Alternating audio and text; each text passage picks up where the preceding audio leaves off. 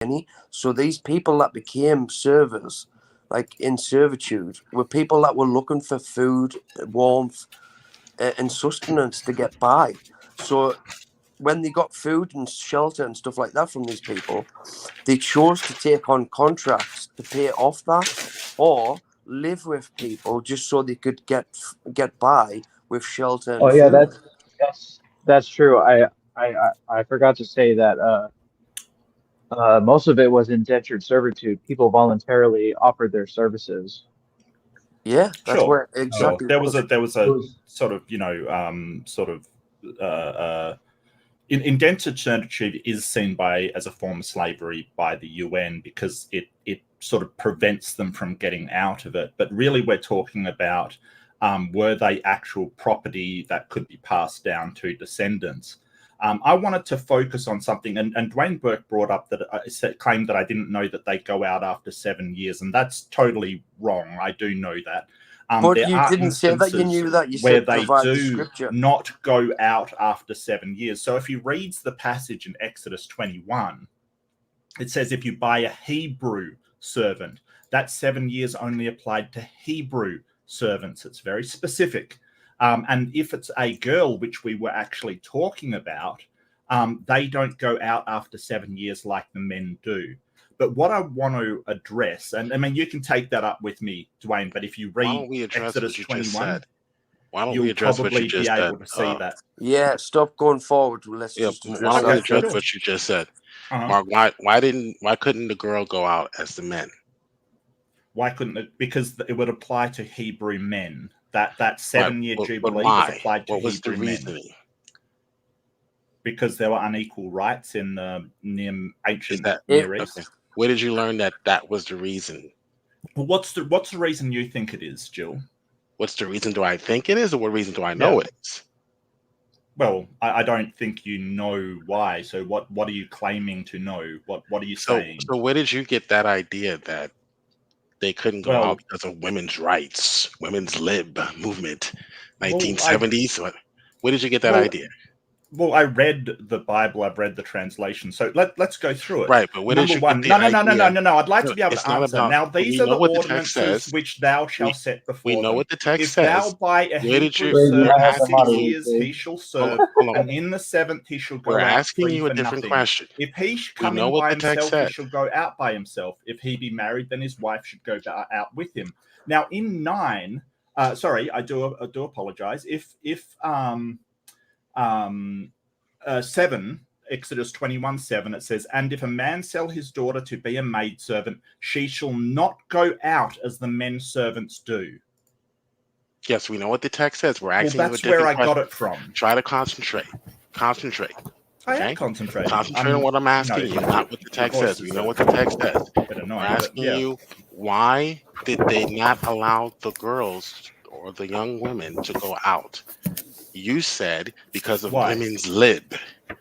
I'd never mentioned women's lib. Okay, you said because of women's rights. They didn't have the right. Well, I simply where are you said getting that from? They were I'm asking you where you're getting that from the text. No, you're not. The text did not say. The text did not say why. I asked you why. Does the men have a right that the women do not in that scenario? I asked you if you knew what's the reason. Jill, yeah, and I answered you. Do the men have a right in that scenario that the women you don't know why they act? Jill, answer the question. Do the men have a right in that scenario that the women don't? Please answer my question. Either you don't know why. I got it from the text and papers you did not get the reason why they couldn't go out. You got. Are you actually going to say why you think it is, or are you just going to tell us why they couldn't go out? Mark, it sounds like you're reading into it. Mark, can you tell us why they couldn't go out? Then why was it? I've already told you why. If you think it's something different, then enlighten us all. You gave us enlighten us all. So he's not going to actually say anything. He's not going to say anything. He's just basically saying, hey, it's you're wrong, but I'm not going to tell you. Well, just say I'm wrong. Let's say I'm completely wrong. Okay, I'm wrong then. Why? I'm wrong then. Then I don't know is what you're claiming. Wait a minute. Then why? Wait a minute. Here, either you don't know why, or you do know why. He's not actually going to say anything. No. Don't let him squirm away. Either you No, I'm do not. know why, I'm or not. you And I know don't. why. If that's wrong, then I don't know why. Okay, Mark, Okay, thank you. what is Mark, the Okay, reason the why, reason Jill? why the girl could not go out is because Yes. women could not go out on their own in that culture, because it wasn't safe for women to go out and find work on their own. So she had to be under the protection of a man or a husband before she went out. Why couldn't she go out to her old family? Of course, she could go out. What do you mean she No, couldn't she go out couldn't. to her No, old she family? couldn't. She could Well, not go out usually as the men indentured do. servants were families, not individuals. These were families. These were cousins. These were people Yeah. they were related to each other. They weren't total strangers. So They were part of the slavery's same fine if you cult. enslave your They relatives. were a Is that part of what the you're same saying? tribe. Like, what are you If Slavery's you had a fine if talking debt you to about? enslave settle, your yeah, relatives. you would work off your debt, just like you are with your job. You're working off a debt. What debt did the girl do to be paid, like her father be paid for her to be a servant for the rest of her life? What debt did the girl have, the young girl that we're talking about in this situation? Women's lib. Well, I mean, there's It's so not many. I would women's like to lib. It's respond Well, to are you going to use the same Well, context I think Praise with should families respond today? because I do have a question about your idea of a bride. No, wait. Look, I'm responding to your question. Are okay, you going to sure, use the Jared, same go for it. logic? Are you going to use the same logic with modern day families? What do you mean? If Because, you want to leave well, a because family, you okay, can leave a no, family. no, hold There's on. no The problem father and with mother. going. Like if you for a start, I And don't by the like way, go Hold to on, hold on. marry I would a like to finish. girl I and would like to finish look, your look, question look, real look, look, look, look. In current day, I don't go to say hire a girl and pay the father to keep her, even no matter what she says, like for eternity, basically. That isn't what anachronism, happens in fallacy. modern society. But that isn't what you said though. You asked What did I say? why does the daughter have to stay for the father's debt? And now I'm Yeah. asking you, are you gonna use the same logic for today? The father and mother have debts to pay off, and if they don't pay off those debts, they lose the house or they lose their Do they lose their daughter? No but the one daughter lost the loses the daughter. house. First But of all, that's the not daughter No losing one's the losing the daughter. daughter. The first daughter and is still foremost, with the family. Do they lose the daughter? No, wait no a one second, Jill. lost the This was daughter asked of in me, Jill. no Stop one lost jumping in. no one lost the Jared, daughter in do they A&E either. lose the daughter? Because No one the lost the difference daughter. between, That's excuse a me, Jill, I'm false. talking, excuse me. That's a false The argument. difference No one between lost the a daughter in the person, A&Es. which is the daughter, and a No one house, which is lost a the piece daughter. of Who property, lost the daughter is the in the Bible? problem here. Where One did they is lose a the daughter? person, But it's one is it's not not a saying person. Where did they lose a daughter? No one it's not lost the saying daughter in anywhere either that scenario. they You're lose making the it up. relative. They couldn't get Nowhere out. does it say. No one No there one does it lost the say that they. daughter. No, nowhere does it say that they lose a relative. It seems like you're kind of reading into You're it. reading that into the No, text. it's the For one, fact that also, I would okay, go say for it, Joe. that the female, the young maiden, would have wanted to stay. She would not have wanted to go out on You her don't know own. that. This is not the 21st century, sir. The young maiden would have stayed, and she would have wanted to stay until a suitable husbandman arrived. You So don't she know would that. not That is have pure wanted to go out. It was imagination. That's pure improper. It imagination. was You don't know that. improper for up until the 1950s. It was improper for a woman to go out on her own. She could have been redeemed It's a back to the old different family. It culture, doesn't Mark. say that It's either. You not don't get your to culture monopolize in it. the She could have 21st been redeemed century. back to the This old is a family, and you different know it, but she time, is not Mark. allowed to go out And of that even in family our because culture, she just is 100 years owned. ago, And to such compare was it the with same what Jared as it was was saying, then. look, Things you've got have to not let me. changed You've that got to let me much. talk. You've got to let me address your No, points you have to because let other people first, talk. You've been talking the whole time and you've cutting talked people over off. me all the since I've been here, Jill. I mean, behave, dude. And You're also, I'm missing going to jump the in here point. too, guys, because I have So some things to say Different too. can I culture, just Mark. quickly address that? Just Well, 2 Different Praise, it's seconds. your culture. channel. Just take Not Like, your over. culture. I know, but I don't want to Yeah, Not like. Europe. yeah, just 2 seconds. Alright. So Jared's point of it towards modern day is you lose your house. A house is not a person. A daughter is a person. So the house being taken because it's owned property is different than the daughter being But the taken daughter as You loses owned the haven't house property. proven too. Can the I just daughter was make my taken. point for 2 You seconds? haven't proven the daughter 2 was seconds. taken. You Now, added as for that. Jill's thing, as usual, this Can is you just show where the daughter is taken? imagination and speculation. To think that every single girl sold in the ancient Can Near you East show where the daughter wanted is to be taken? here is just Jill's imagination. Yes, That's all. they Go would for it, have Praise. wanted to go They would have wanted to wait until they were married to go out. No woman wanted to Oh, go you out on knew their them, did own you? to Mark, pursue a Mark, career. That's do you right. have any You know, outside sources? Culture. Jill's right about I'm that. sure Jill knew Can you every single show? girl living at that time. Yeah, Can no, you Mark, do he you show have did. any us? outside sources? This was Do the you have any outside culture, sources just like to Yeah, say every, that yeah, I the can daughters find have to multiple stay? just papers like on every the single girl Bible, today doesn't definitely. want to be a career woman, but the culture is a career woman. This is not the 21st Because century. I'm sorry, did you just say because that women today So don't can want you to be career show? women? Can you All of show? them. No, false, idiot. I said they no, do want to be career women. That's the Not all culture of them. today. That doesn't mean that every not woman wants to be all, a not career Not all. all woman. of them, But Jill. the That's the thing. culture Not all then, of them. You've just the disproved yourself. Well done. Praise, Well can done, you mate. praise? the Can you bring up culture, Leviticus 25, the 39 to culture 40? then, they Yeah, wanted and to before stay. I do that, I just want to respond to a couple of things that Mark said. Sure, Praise. Go ahead. So actually, the word you said that in Exodus 21:2 that the word is Hebrew, but see, you can be a Jew and not be Hebrew. The word avri here is actually in reference to Habirus, and I have some quotes here. I'll just read one here. It is now widely, though not universally agreed, that the word Hebrew avri is the word apiru, which is found in a wide range of Mesopotamian Egyptian texts. Described a certain social stratum commonly throughout ancient Near East, namely a class of foreign people or foreigners. So I don't know. I don't think so. I don't think that is cut and dry as you think, because the Habirus are not, by definition, Jewish. I mean, are the ones that were born in the Jews. Let's call them Jews. So Yeah, I that's mean, not exactly true. well, that But is the case, but they've definitely rummaging? made a distinction between two groups of people, the Hebrew people and the strangers living among them. And you could, and basically they were trying to designate that the people owned as a Hebrew did have to go out after 7 years. That is definitely the case. I'm not disputing that. But the strangers and the foreigners among them didn't, and that's my point. So any way you want to cut it, you're still looking at two groups of people.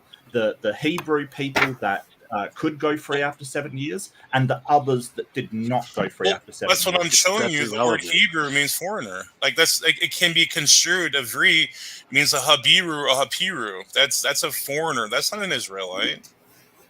You're saying Hebrews are not Israelites. Are you serious? Right. You can be a Hebrew and not be an Israelite. Oh Yes. my gosh. Oh my Yeah, goodness. but then Sure. it's It means to but it's cross still the river. It means Eber. It means an Eberite, the one who crossed an Eber River. It doesn't. This has nothing. It doesn't necessarily mean that they are Jews or Israelites. No. I mean, that's just the way the word is formed. but there is a class of people that are not Hebrews among them, right? Well, there So would be both.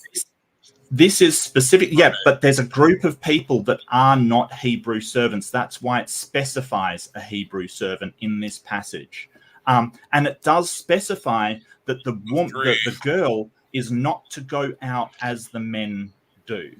Yes, It that specifically was their says, culture. That was their culture. The women did not go out on their own, and they would Well, have I not. would They say would not have wanted to this go has out to on do their with own. marriage. This has nothing even to do with the servitude. Exactly. Why would a woman well, want to go out on her you own and said it find work did. on her own? This is the This thing, is and the that's ancient Near the East. main thing I want to push back on is the idea that the sale of this girl from her father to the master is a bride price of some sort, because it's not.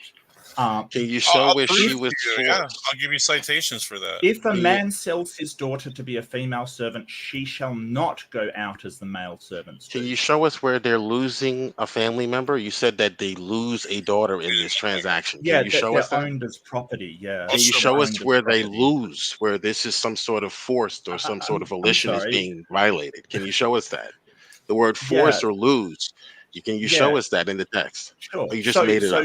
they are buying a girl, That is a a piece decision. of Right. property, Can you show us where this But giving sort that's of not the girl any money, but her right? They father still the do that money today. in Right. We call it a exchange for dowry today. buying her Right. as Right. We call it a a dowry. servant Yeah. to work in their Okay. household Can you for show no where they pay lose? because she has been bought.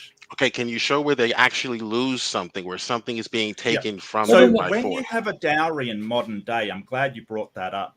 Jill. Right. I really am. So when you have a dowry in modern day, it does not preclude you from going out of that household. You are still able to Okay. leave that Can you household show in the whenever you want. text? There is Can no you show in the legal text obligation for where you to be held in where that a household wife is against their being will. forced? However, in this case, that Yeah, show girl us that. does not go out as the men folk do. All right, what are we talking And, about and now? Not go out basically, they as the have to men. stay Can in you that show us household. volition and is other being people violated? jumping Can to you it. show us the Yeah. volition is being violated? Not the fact that she can't go out. She did not want to go out as the men because she was a woman. Everybody. So She you was a knew everyone woman. personally, did you, Yes, Jill? in Did that you know culture, everyone personally? Yeah, in Jill, did that you know culture, everyone when personally? we're speaking Did you about know the culture, everyone personally? okay, Jill, did can I you answer know your question? everyone Mark, Yeah, personally? isn't let that me what answer you're your Well, you're doing? not question. answering the question. Okay, I'll wait.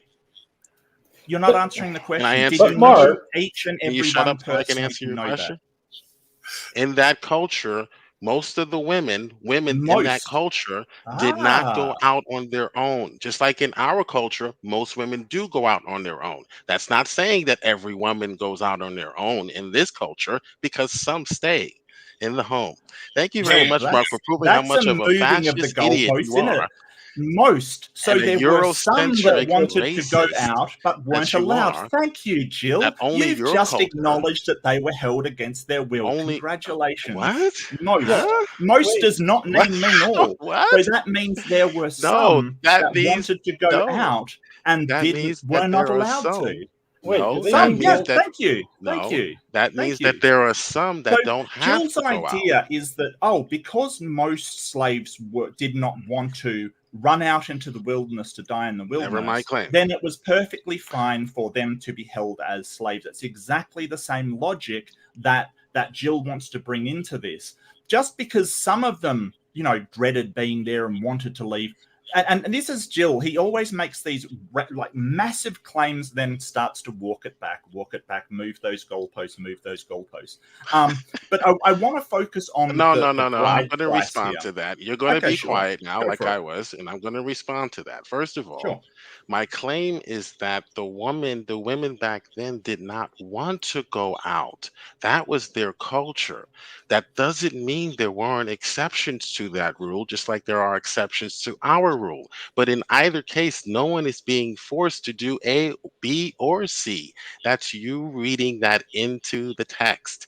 That's their culture. In their culture, if the women, it was not proper for the women to go out until they were married, that's who are you to point your stinking finger at their culture and say, oh, bad slavery.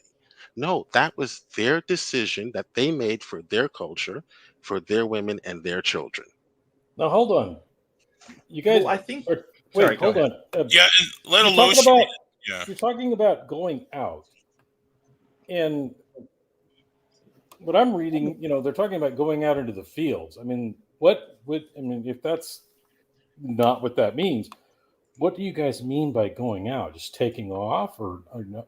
And then the other thing Going too. out well, let me answer that really quickly. Going out as a sojourner to look for work like a man would, Right, traveling going out from into the place to field. place. Women didn't do that back then. Well, It's improper. It was improper for a woman to roam around looking for work. No, that's not what going out means. That It is what means going leaving the out means. household. Well, what does going out Leaving the mean? household. And then how do you take Is it care of up to yourself, idiot? interpretation? You could starve to death? How are you going to take care of yourself if you yeah, go that out So to now just leave the you've seems just that household? lacks descended into context. insults, hey You Jill. Is that work. what you've done? You're just going to You insult? work. That was the point of going It out, to seems like find it seems like work. we have like a lack of an understanding of a theocracy culture. Exactly. You guys All right, don't Yeah, but understand what a culture with a theocracy looks like. And the Yeah, but she culture didn't that have relies the on right to leave however she wanted, and she didn't have she the didn't have the same right right to to go You out leave. as the don't know men did. that, Mark. Now, It was I'm not. You not are doing what you judging the just accused people. what Jill Just of a second, doing. just a second, She just a didn't have second. the I'm right to not leave. judging the people at that time because that was their culture and that was the best thing they knew. But that doesn't make it moral. It just Why would means a that woman they want had to a go system of slavery that we see as immoral because slavery? it basically selling somebody, keeping them as property, If they want only to be. allowing them to go back to their family if you've That's sold going on if you've today. married Are them you to your combating son against that? and then determined that your son isn't happy with them. You're reading That that into isn't the text doesn't even say any of that nonsense. Mark, really You're reading that okay. Mark, Well, into I'll the read it out. text. You do realize, like, slaves aren't normally let loose, but you and do. if a man sell his You They daughter were to in a that maid culture. servant, she shall They not were go let out loose as in the that men culture. servants do. If This they is a paid off their Bible- debt, they were let If she leave. please Yeah. not her master, if she please not her master, who hath espoused her to himself, so Right. married her to himself, then Exactly. she That's shall he let marriage. her be redeemed. Yes, so It's called but it doesn't marriage, say if she's not not happy, she can go. slavery. It You know the means that difference if between they're not marriage and happy with slavery? her, But you don't know if she wasn't happy. Like I said, you're reading that into right? the text. But neither do you. But That was Neither Yeah, do but we're you. not the ones. We're not the ones projecting, though. You are. You're No, making the I'm not positive projecting. claim. You're making the It's positive the law claim. regarding how you should treat a girl that you have bought off of their father. That was designed to Anything, protect yeah. her. anything But can be deemed as for slavery. It marriage. depends You on know, the it's better to conditions. marry her than to just take her and Don't rape her let like a other woman cultures were just doing. roam the streets Or in the Yeah, ancient just let Near her roam the East. Are streets you and get an raped idiot? look, by a bunch of just people. because their culture You had don't let your slavery little in it girl doesn't roam make the streets slavery because she right. wants to be like men. Oh, we It make 70 wasn't cents on a okay. dollar. Are you That's not how it was back then. are you equivalating American slavery to that type of slavery? What does equibulating mean? Are you means. sorry? Equivocating. Equivocating means two Okay. glasses of Yeah, wine. sorry. Okay, no, antebellum slavery was way worse than anything in the near Middle East. I'd say it was definitely even worse than Roman or Greek slavery kind of thing. It was particularly brutal I don't and know. harsh. I mean, However, people weren't nailed to crossbeams. It's pretty bad. well, they kind of were like killed on a regular basis. Anyway, that's my opinion. I'm just saying. Maybe I'm not some saying it was better. I'm instances. just saying You if could you're allow me to comparing, answer. saying it was If you could worse. allow me to answer, if you want to look at what slavery actually is, what it is the ownership of one person by another person. That was definitely in the Bible. Well, And that's then all that technically you're a slavery slave then is. too. Whether I that don't know is where you're getting that indentured definition. servitude, where that person has no ability to get out of their servitude because they are basically held in bondage, and whether that is They chattel did have- slavery, they which did is have also in the reason Bible, to get out of where you could servitude, though. own person as a property and pass them down they to your want to be. descendants. They are could If they get chattel. want out to of be. If they servitude. That wanted is to be, Called also If in they the Jubilee wanted Bible. to year. be. it was Yeah, voluntary, that Mark. part. It Yeah. wasn't forced. We had this Uh, debate already, which actually, you lost. no. If they wanted to be. All people that were in servitude had to be freed on the 7th year, regardless of the debt All being covered or not. Hebrew people. All Hebrew people. No, Well, it no, was everybody. No, No, I no, think it free can was. It mean wasn't foreigner. everybody. no, If because free it can applied be to foreigner. it applied to Gentiles. So No, you might remember need we to already read the tackled Bible a that, bit Mark. clear. That No, word no. Hebrew does not mean Hebrew. It means It foreigner. talks about Gentiles. So are you saying Gentiles are Hebrews?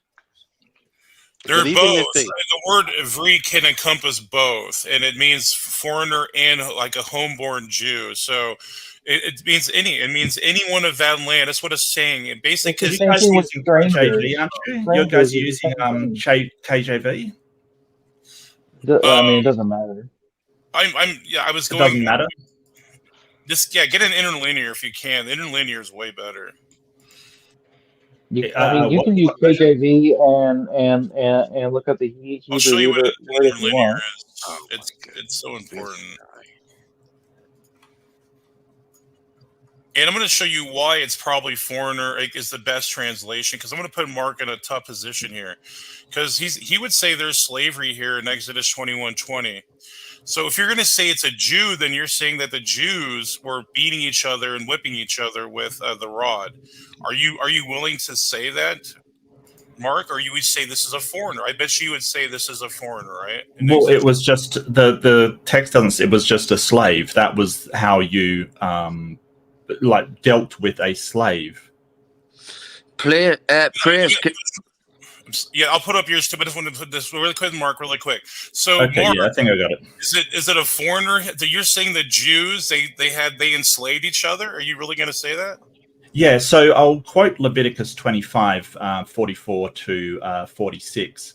As for thy bondsmen and thy bondsmaids who thou mayest have of the nations that are around you, and of them ye shall buy bondsmen and bondsmaids. Moreover, of the children of the strangers that do sojourn among you, of them you may ye buy, and of their families that are with you, which they have begotten in your land, and they may be your possession. And ye may make them an inheritance for your children after you, to hold for a possession. Of them ye may take your bondsmen forever, but over your brethren, the children of Israel, ye shall not rule over one another with rigor. Okay, well, do why you stop understand there? the context of that? Why did you stop at 46? Why did you read 47? And if a stranger who is a settler with thee be waxen rich, and thy brother be waxen poor beside him, and sell himself unto the stranger who is a settler with thee, or to the offshoot of a stranger's family. After that he is sold, he may be redeemed. One of his brethren may redeem him. Yeah. So did you catch that? Did you even, do you know what you read there? See? Yeah, a stranger is waxen rich. If they're rich, they can be Guess who redeemed. that is? Guess who these people are waxing rich? The same ones in 45 and 46. It's the Toshavim. So what happens if they're poor? This is critical. This is critical. Wait, we don't know what happens, and neither do you. It's a simple question. What happens if they're poor? They work it off. Praise.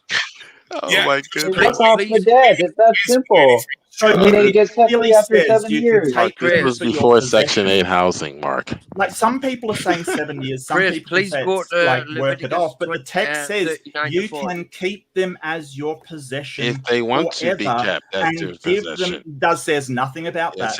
Yes, it does. It says nothing about that, and yes, you can give them to Exodus your children 21:5 as property. I'm really sorry, ladies and gentlemen, but that is slavery. However you dress it up, you just contradicted yourself in Exodus 12.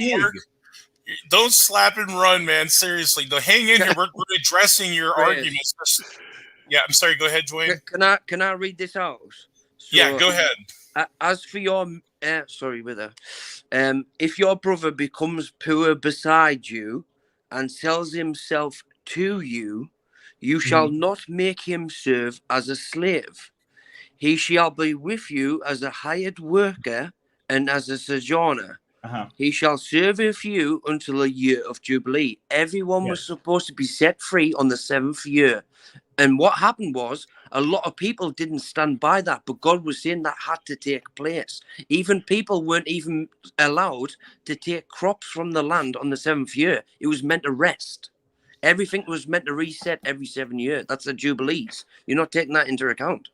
Yeah, no, I am. It's just if you become poor and you're sold to your brother, i.e. somebody in who is Hebrew, you get to go out on the 7th year, and that's reiteration of the Exodus chapter.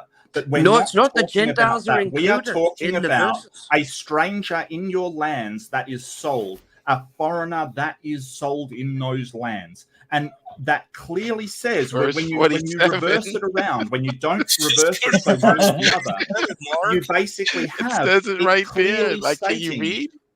Yeah, I can. Because if thy brother be waxen poor beside him and sell it said sojourner or stranger, not brother. You know what those are? Stranger's family. What that isn't is not buying a stranger as a slave. That is a Hebrew being sold to the stranger. So you have completely moved on from the one that has said. No, that's not what it's saying. 45 or stranger.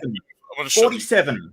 And if a stranger is a settler with thee be waxen rich. So if you have a rich stranger and there is another person, another Hebrew who is poor, and that poor Hebrew sells himself unto the rich stranger or an offshoot of their family, the Hebrew that he is sold may be redeemed.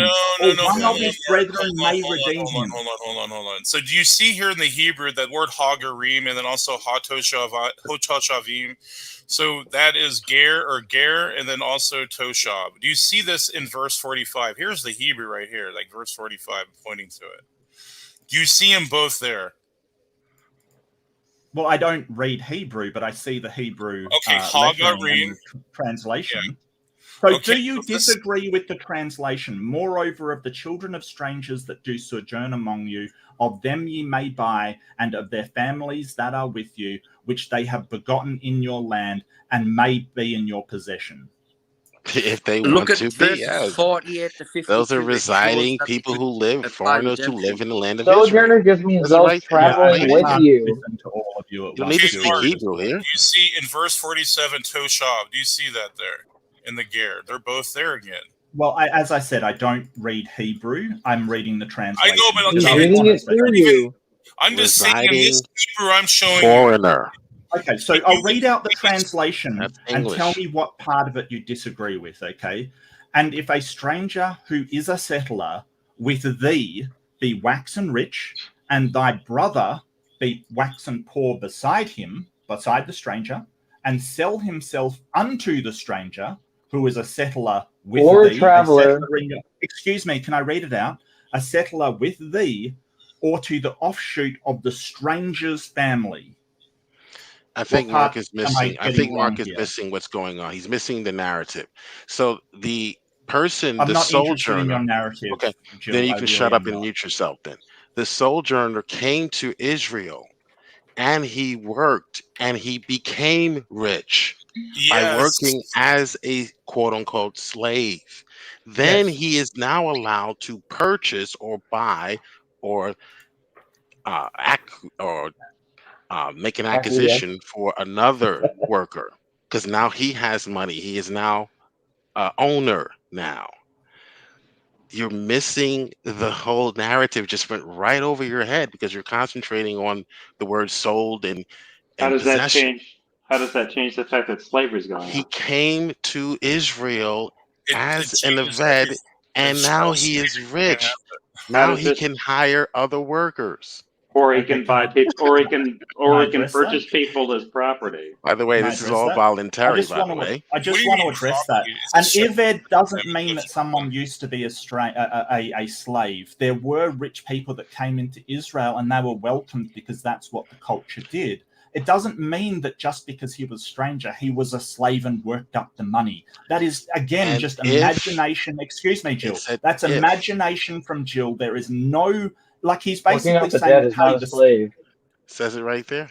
If the right, but it's a sojourner stranger in the land. It's a becomes sojourner. rich, Yes. right? When he came, he It wasn't doesn't rich. say he comes If- rich. It says that if he is he- rich. If he becomes rich, if he earns enough money,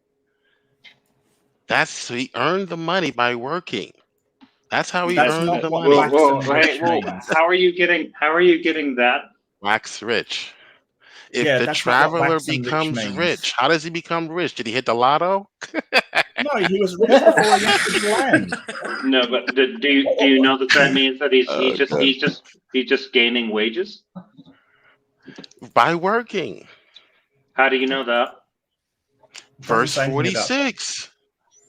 What does verse 46 Those say? are the people, the aliens, the What is verse resident 46? aliens. Verse 45. You may buy from resident aliens who live among you. You didn't answer. You didn't actually answer my question. And if that resident alien becomes rich, how did he become how? rich? Doesn't say that. How? How? Where does it say that in 46? Where does it say they worked and became rich? Can you point that out to me? You're assuming that to become rich means that somebody earned their way to becoming rich, but you haven't actually and shown you're how assuming that they didn't earn that's it. how you became rich in the ancient Near East. They No, didn't have. no. It just sounds like there's only one. Maybe he gambled. Hang on. There's only one path to becoming rich in the ancient Israel land, Work. right? Which is just just work. Okay, Tells you the context right there in 47. Is that the only way that you can get rich now? We're not talking about now. We're talking about in the ancient Near East. Is it the only way that you could get rich then? Yeah. Yes, by working. How do you know? Yeah, work. Yeah. How do you know? How do you know? Based on the culture. They didn't have what we have today. God doesn't like What do you mean? these. All they had was jobs. That's all they had. How do you know that? All they had was farming. How do you know that the only way that a person could get rich was just by earning it, just by grinding it out? I mean, This there must was be a like liberal. Joe said, there was no lottery. Yes, even Solomon worked too. So don't say Solomon and King David, they didn't work. They were hard workers. You guys know about the Babylonian system of. You guys know We're about not the talking about Babylonians. The Babylonian We're system talking about predates Israel. this. But a Babylonian in their lands would be a stranger. In the Babylonian system, it predates this kind of stuff. So in the Babylonian system, there were people that could get rich without necessarily working for it. They didn't necessarily have to be a laborer. So I'm trying to figure out exactly how did you guys figure this out? If you owned a lot of bond servants, couldn't you become rich without actually working? You have to first have the money before that, though, to be able to buy all bond servants. Your bond And servants the Babylonian are system is not the same as the Israeli system. So I don't. How do you think CEOs become it's a false CEOs? equivalent. Well, just say a stranger in the land captured a whole load of bond servants in a war or something. Just say they're a Babylonian and they capture a whole load of bond servants in a war. Couldn't they become rich by using those bond servants and they wouldn't have to work? Yeah, they could, but God's against the You're not rich in terms of money. Slaves like that. So God wouldn't let it happen. So God wouldn't let a Babylonian capture people in battle and put them to work. God wouldn't allow that. Yeah, but go to Ephesians 6:9. Look what it says on Ephesians 6:9 about that. Wait, what? Why? Why? What does that have to do with? Go to Ephesians 6:9. What does it say about treating slaves? How to treat them? What does it say? In Ephesians, what does that have to do with the Old Testament? It's all related. It tells you about how to treat slaves and stuff like that. Ephesians has nothing to do with the Old Testament. What the hell are you talking about? The New Testament wasn't even written then. What are you? I what have no are you idea talking what you're going about? Yeah, that makes no sense. The same principle, what Dwayne's saying is the same principle followed in the New Covenant. Nothing changed. Nothing about a united principle has anything to do with any of the narratives created between the New Testament and the Old Testament. God's not changing. That's why, guys. This is just Christian nonsense. This is just you guys reading so much into the text that you guys think that this is somehow. You're reading into it more than we are. We're not talking about. Come on, Jefferson. Leviticus 19:34. Read it. What about Leviticus? What are you talking about? All the law that's hanging on the two with the two principles: love thy God with all your heart and love your neighbor as yourself. That is the principle. All the laws come under that umbrella. Oh my God! So you think that because it reads that way from the New Testament, it reads backwards? No, that's actually in the Old Testament too. That's in the Old Testament. But when you're looking at all your heart.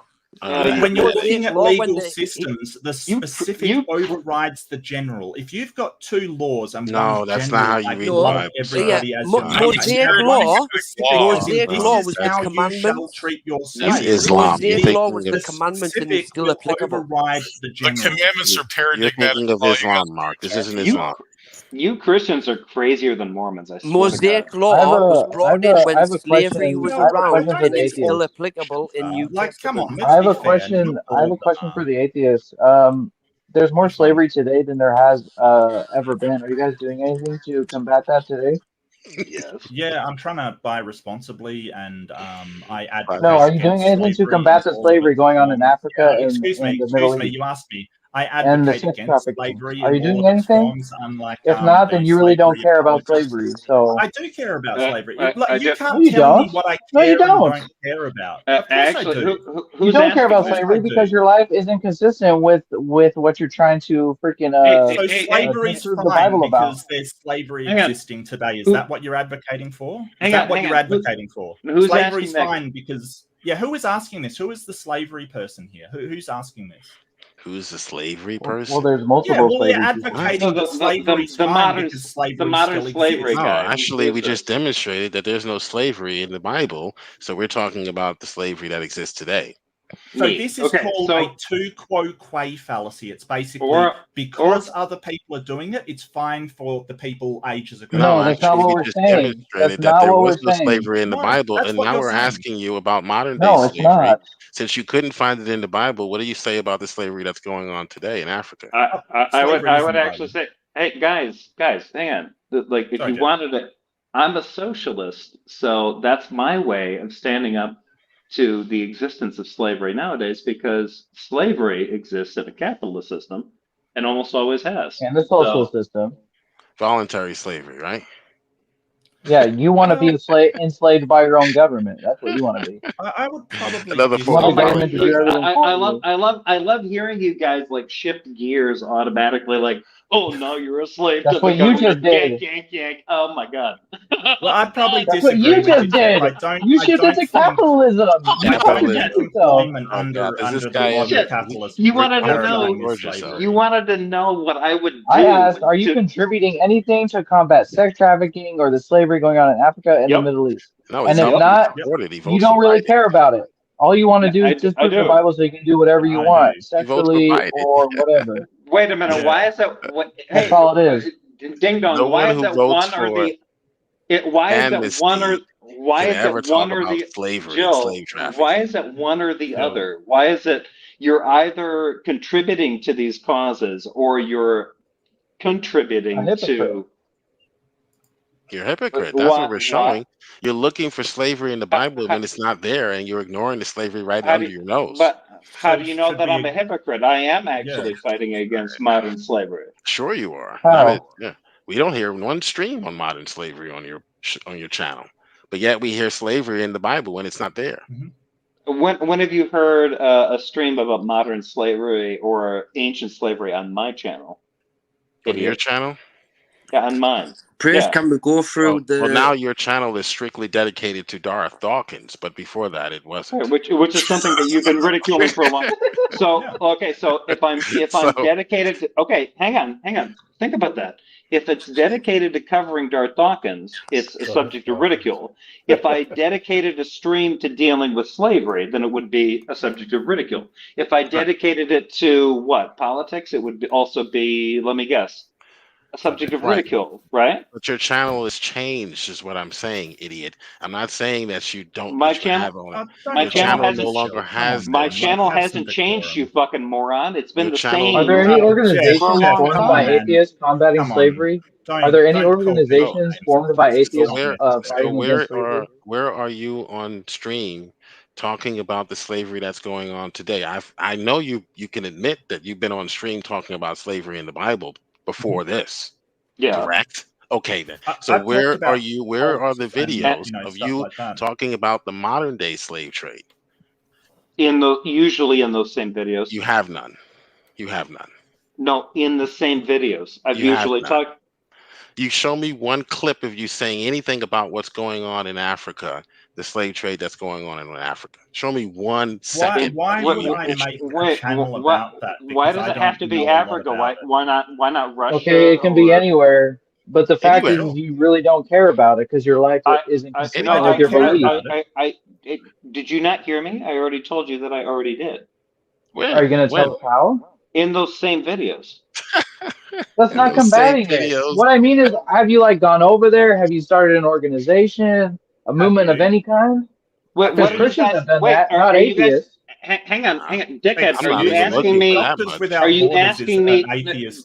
Guys, hey, whoa, shut the fuck up. Are you asking me to talk about it, or are you asking me to establish a charity to do something about it? What are you asking me to do? I'm asking you to spend 10 seconds talking about it, just as much time as you spend talking about slavery in the Bible. I have.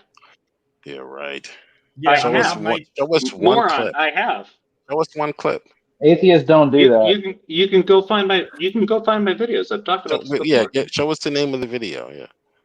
So what I'm wondering is why... Go find it, Joe. Go find it. Why, if I'm running a skeptic... Yeah, Google it. I've discussed this before. Yeah, hang on a second. I'm going to say something. If I'm running a skeptic and atheist channel, why am I going outside of what I've set it up to do in order to cover things that my channel doesn't cover? Like, why am I suddenly responsible? Whereas like a gaming channel, they wouldn't go and do stories on slavery either, but I wouldn't be going at them going, hey, you gaming person, you haven't covered slavery, you don't care.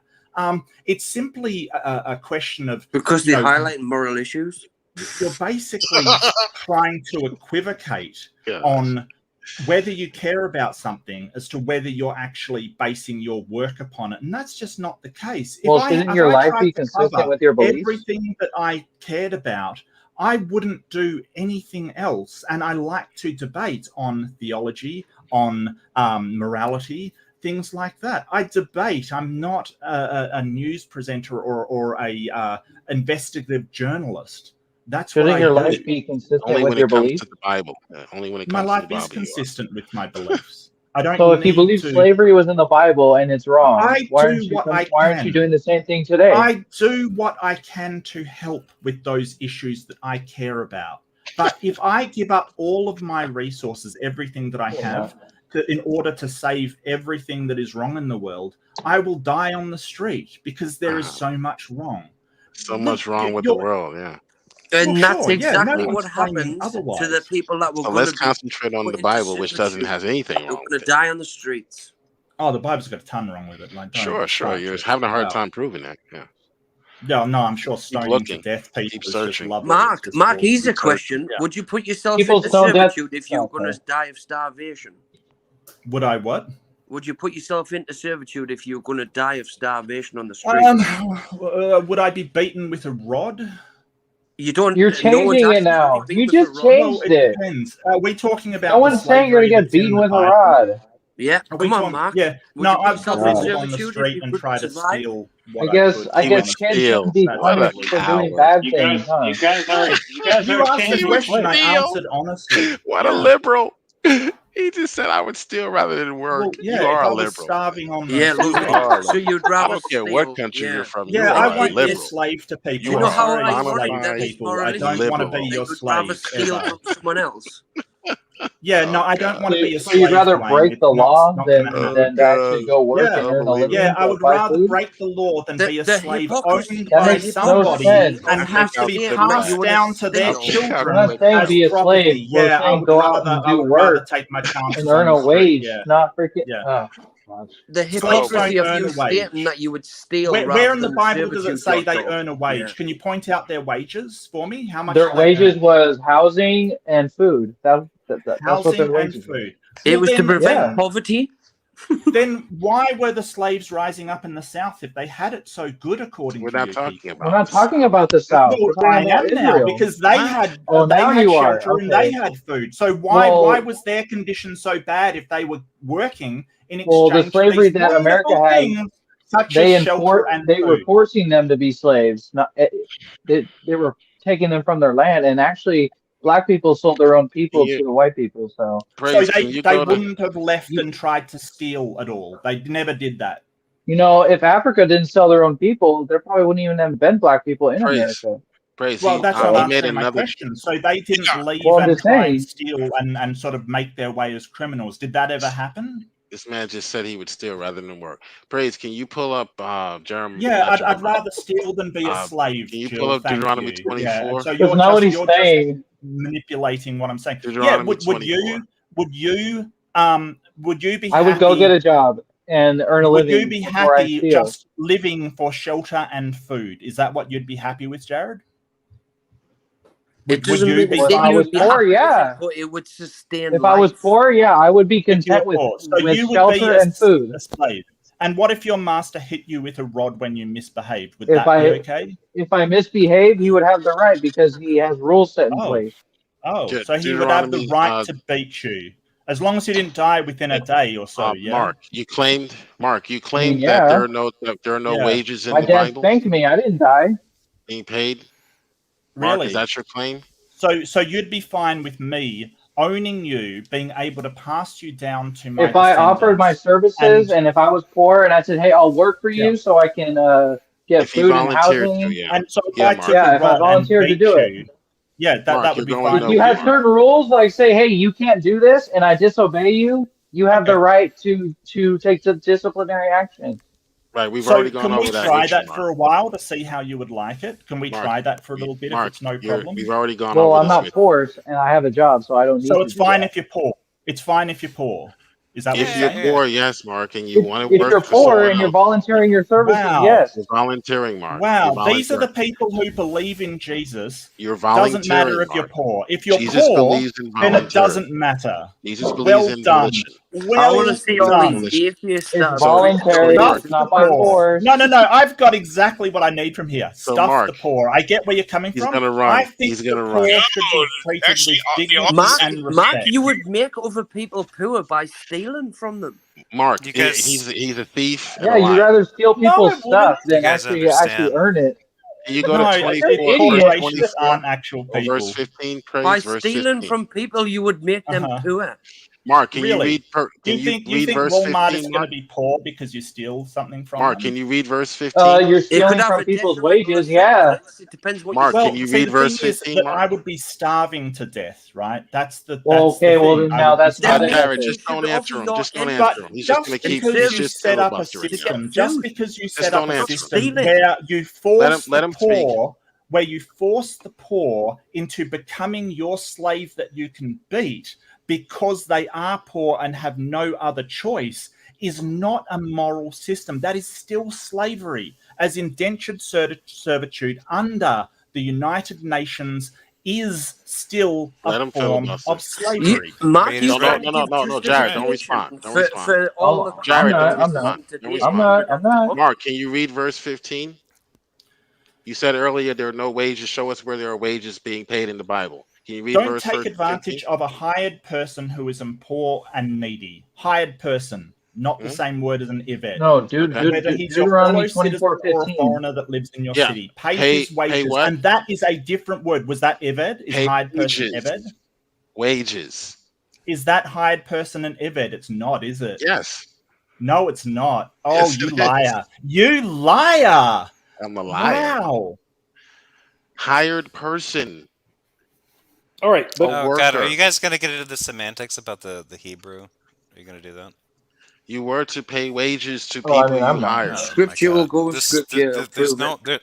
This isn't scripture. Let's This say- is you guys playing semantic games with Hebrew in order to support your That's what Mark was translation of doing. an English I'd say that translation of the Bible. all right. Well, would you deny No. it? The It's best translation is not in Hebrew. 7916. This is just- Hired this is servant. just- H this is- 7916 up the top right. You can also Right. go to James, Right. James Right. chapter 5, No, I it's think. to your right, just right over there. Do not oppress a hired servant. H7916. I can see it right in front of me. It's under easy English. Yep. Can everyone Thou else shalt see it? not Am I the only person oppress. that sees- Wait a minute, hired I'm servant. trying to find this. 7916. Left up, no, left, right, One. right, and then So up. an event. Verse. So verse- an event It's was at the Oh, top the oh, line. right there, It's the verse top 14. Verse verse 14. 14. both. Oh, okay, yeah. That's a cool Bible app. Also James 5. There you James chapter go. 5. It's Sayakia. It's not Ibed. Liar, Jill. Liar. Wow. What does it even matter if it's Yvette Thank or you. not Yvette? Are you saying Yvette? Didn't it Are matter- you saying that didn't it matter Yvette to meant? you? Are you saying that Yvette meant forced labor? Jill, And when didn't it's it- not, when it doesn't say Yvette, it means not forced labor. Can you click on that again? It clearly says like a hired person or a mercenary. Like, Says a Yes, mercenary. Yvette's were hired Go persons. down. Were Hired Yvette's labor, hired? yeah. It's a They're hired hired. yeah. This is like a day. Yvette's This is also like a day. hired person? A day laborer. By the day Were or Yvette's year, yeah. hired persons also? Yeah, is it a different word than the It is a word of different Ibed? word. We have different words for hired workers today. Thank you. They're both All right, there no- voluntarily, however. Thank you. Doesn't matter what term is used. Hired Thank you. worker, Aved. Aveds were hired workers They're called also. liberals. Thank No, you. I'm just kidding. You can also go to Jeremiah. It's Oh, awesome. they don't work. Just joking. Yeah. So Jill's saying Jeremiah it's the same chapter- word. No, it's not. He's absolutely wrong and can't admit There's a it. It is difference between a different word maid and a because cleaner. it's making a difference between the people you owned as property and the people you Yeah, hired as workers if for the they day, wanted or to be owned as mercenaries that you property. paid to fight for you. If a mercenary wanted to be owned as property, he could also. You can If he also go to wanted to be? Jeremiah. Yeah, if so he stop wanted making to- stuff Wait, up, hang on, Jill. hang on, Your Jill, if he- credibility if is he- in the toilet. Jeremiah Stop making 22 stuff up. verse If he- 13. Praise. Wait, why would a mercenary want to be owned as property? If and he not be decided released? to, that's his decision. If he Okay, wanted so to be. He What- could what's- fall on what's- bad times. So what's the Anyone distinction? who wanted to join the household of Israel could join. That was the point. Okay, but The then he would point go. was He to would go from being a increase in mercenary to numbers, being. He would not go to decrease in numbers. guys. He would go from being a mercenary to a slave. A hired worker is what's Well, different? You calling that a mercenary? A hired worker is a mercenary. I think they have to give them like a bunch of land after 10 years or second, something. You're making it seem like mercenary is some sort of CEO or something, or some company. 1 second. I'm going to take off and go to Amy's after show because I did promise to be there. And you know, but you know, I just before I leave, I've just got to say how embarrassing it is to be shown like the Bible and that you are wrong next to an atheist. It's just Jeremiah 22. Read verse 13 for homework. Oh, it is so embarrassing. How does an atheist know more about the Bible than you do, Jill? You don't. We proved you wrong time and time again. That didn't happen here, You're buddy. too stubborn to see it. You might want to go to Amy's Well, Street. I was right about the word, wasn't I? I was right about the word. right about the word. You guys did not do a good job. Yeah, I'm really sorry. Former Christian. No, you haven't seminarians. demonstrated the word event meant forced labor. It doesn't matter if you're a former Christian. I'd just like to address Praise before I go. Praise, if it doesn't say event, that means he's there by voluntary. If it says event, that means he's there by force. You haven't proven that. Praise, just reread that chapter about servants being bought, strangers being bought by Hebrews, and Hebrews being bought by strangers. What the prophet and Jeremiah Jill, I'm not said. Talking to you. Be quiet. Just reread that. For him hey, stop, Jill. I'm gonna go. I'm just trying to get a word out before I go. Wow, you are just. You've got no sense of self-control. I don't know how you've made it through life. It's crazy. Anyway, Praise, just reread that and see which one is referring to which way round. A stranger bought by a Hebrew and a Hebrew bought by a slave, and see which rules apply to each. Mark. Because I think you've sort of mixed them into one another, and I don't think I that's showed right. Exodus 21. It couldn't be an Israelite. It has Mark, to be foreigner. What's the name of the other channel? Amy Newman. Newman, how do you spell that? Newman. Newman. Thank you. And no pun intended. I'm sure she wouldn't take offense. You know, she's a very wonderful person. She might. Really nice. I mean, you can pick on her all you want. She's People are really offended nowadays. I literally meant no offense, honestly. Oh, okay. Just was a coincidence, Mark. Share my screen. They're really offended nowadays. You can't really say anything anymore. Share my screen. Share my screen. Anyway, I'm gonna get out of here. Praise, thanks for having me out. Jill. You just admitted you won't be in good faith. I said you're not a good faith interlocutor, Bubble. James, you just admitted that you were using a definition of slavery that wasn't good faith. And so we're what's not getting through? Mark Reid. He's doing a raid on apologists. We got Mark Reid. We have Alyosha, who I saw in the debate, and Stephanie. We are going to get all three of them in one at a time as we keep on having fun. Mark Reid is my debate hero, by the way. Just gotta throw it out there. Mark Reid is an amazing debater. Huge fan. Everybody can attest to that. That's right. In fact, he's going to come here to tell us all why biblical slavery is not morally good. I hope you are having a good time, Mark. And what are your thoughts about the debate or just the topic itself? Because apparently this is still a debate topic. It's still a hot topic, apparently. Yeah, thank you so much, Amy, and it's good to see all of you, James and Bubbles and Duchess. Thank you so much, Duchess. That's really nice. I really appreciate those kind words. Oh, yeah. Eloy, good to meet you. Beamsy, Atheist Junior, who I love and adore. Atheist Junior is wonderful. Check him out. As well as Amy, if you have not subscribed, subscribe now because she does amazing content and things like that. Okay, so let's get started. And I changed my name to Mark Reid just to make you happy, Amy. So it is now a Mark Reid. Get ready. No, it's fine. So there was a lot that I heard, and I do have to apologize to James. I was busy and I didn't get home in time to see the start of the debate. I saw basically just before the outros kind of thing, but I really wanted to be there, and I was like, but I did get a couple of questions in. I hope you knew I was there in spirit. If not, I saw it. I appreciate it. Oh, Mark. Thank you. Yeah, I really holding Praise's feet to the fire a little bit. He was. So I'm sorry I'm late to the party as well. I was over at Praise's giving him crap for that. So you can see that on my channel when I upload it, I guess. But that'll be fun. That was. We like to call that fashionably late. Just cool to the party. Yeah, and enough to hear some stuff. So Bubbles, I don't know what you're going on about. Children are not owned by their parents. Their parents don't own them in any way. They are their caretakers. They're responsible for them. They get to just say what they do in the interest of taking care of them, but they're not owned by them in that sense. We do not own others as property. Now, this idea that we're using some kind of weird definition of slavery that is outside the norm. I get my definition of slavery from the United Nations Office of the High Commissioner of Human Rights. Basically, that is from a convention in 1926. It's been ratified by every country in the United Nations. So it is you cannot get a more normative definition of slavery than that. So much so it is written into law in individual countries of what that is. Now, they've got a very simple definition, so listen closely. Slavery is the status or condition of a person over whom any or all of the powers attaching to the right of ownership are exercised. So all that it is to require to be slavery is that you have some control over the right or I guess the privilege of owning any of their rights. Okay, so it's not talking about ownership of the person, it's talking about owning the person's rights, owning their right to food, water, owning their right to these other things. And it is in control of that power over the rights that you have power over that person. Now, I want to answer your question very succinctly. So you said, is force required? So this is where it gets complicated, because I would say physical force is not required, but some sort of force has to be applied.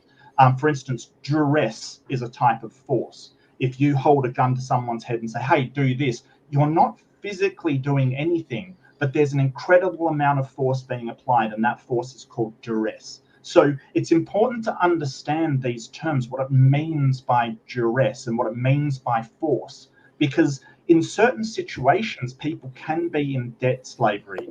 They are forced to work and they'll never get out of that work, and they're forced into that circumstance. Now, physical force isn't applied, but the force that is applied is duress. They are basically put in a situation where somebody takes advantage of that situation in order to make them do something against their will. And that's what I would say is required for slavery, and debt slavery certainly would cover that. It's interesting to note that the United Nations considers debt slavery to be a form of slavery, funnily enough. It has it in the name, but sort of indentured servitude is another name for it, where you are basically working for nothing in order to pay off a debt. That is a form of slavery. The debt to the person, you get nothing. You cannot turn that situation into advantage, because what happens is that people will charge you for board and food, and you never work your way out of that debt. You are there forever. In fact, you're debt. Likely take your ID, credentials, passport, whatever, to prevent you from put you in a different country, put you in an unfamiliar environment. Yeah, so that's sort of like having power over your right to autonomy. It's taking away your autonomy from you to be able to travel liberally, and you've committed no crime. All right, then. So okay, first of all, yes, children are your property. And second of all, yes, we do take away the rights away from children and sometimes adults. So even by your definition, you still have civilians who are property, which are slaves by your definition. Not sometimes. Second of all, third of all, are property. Yes. By definition. Yes. So that doesn't make sense then. I think you're just getting confused. I'm going by the definition you have James control presented. over your children. Can you sell your children?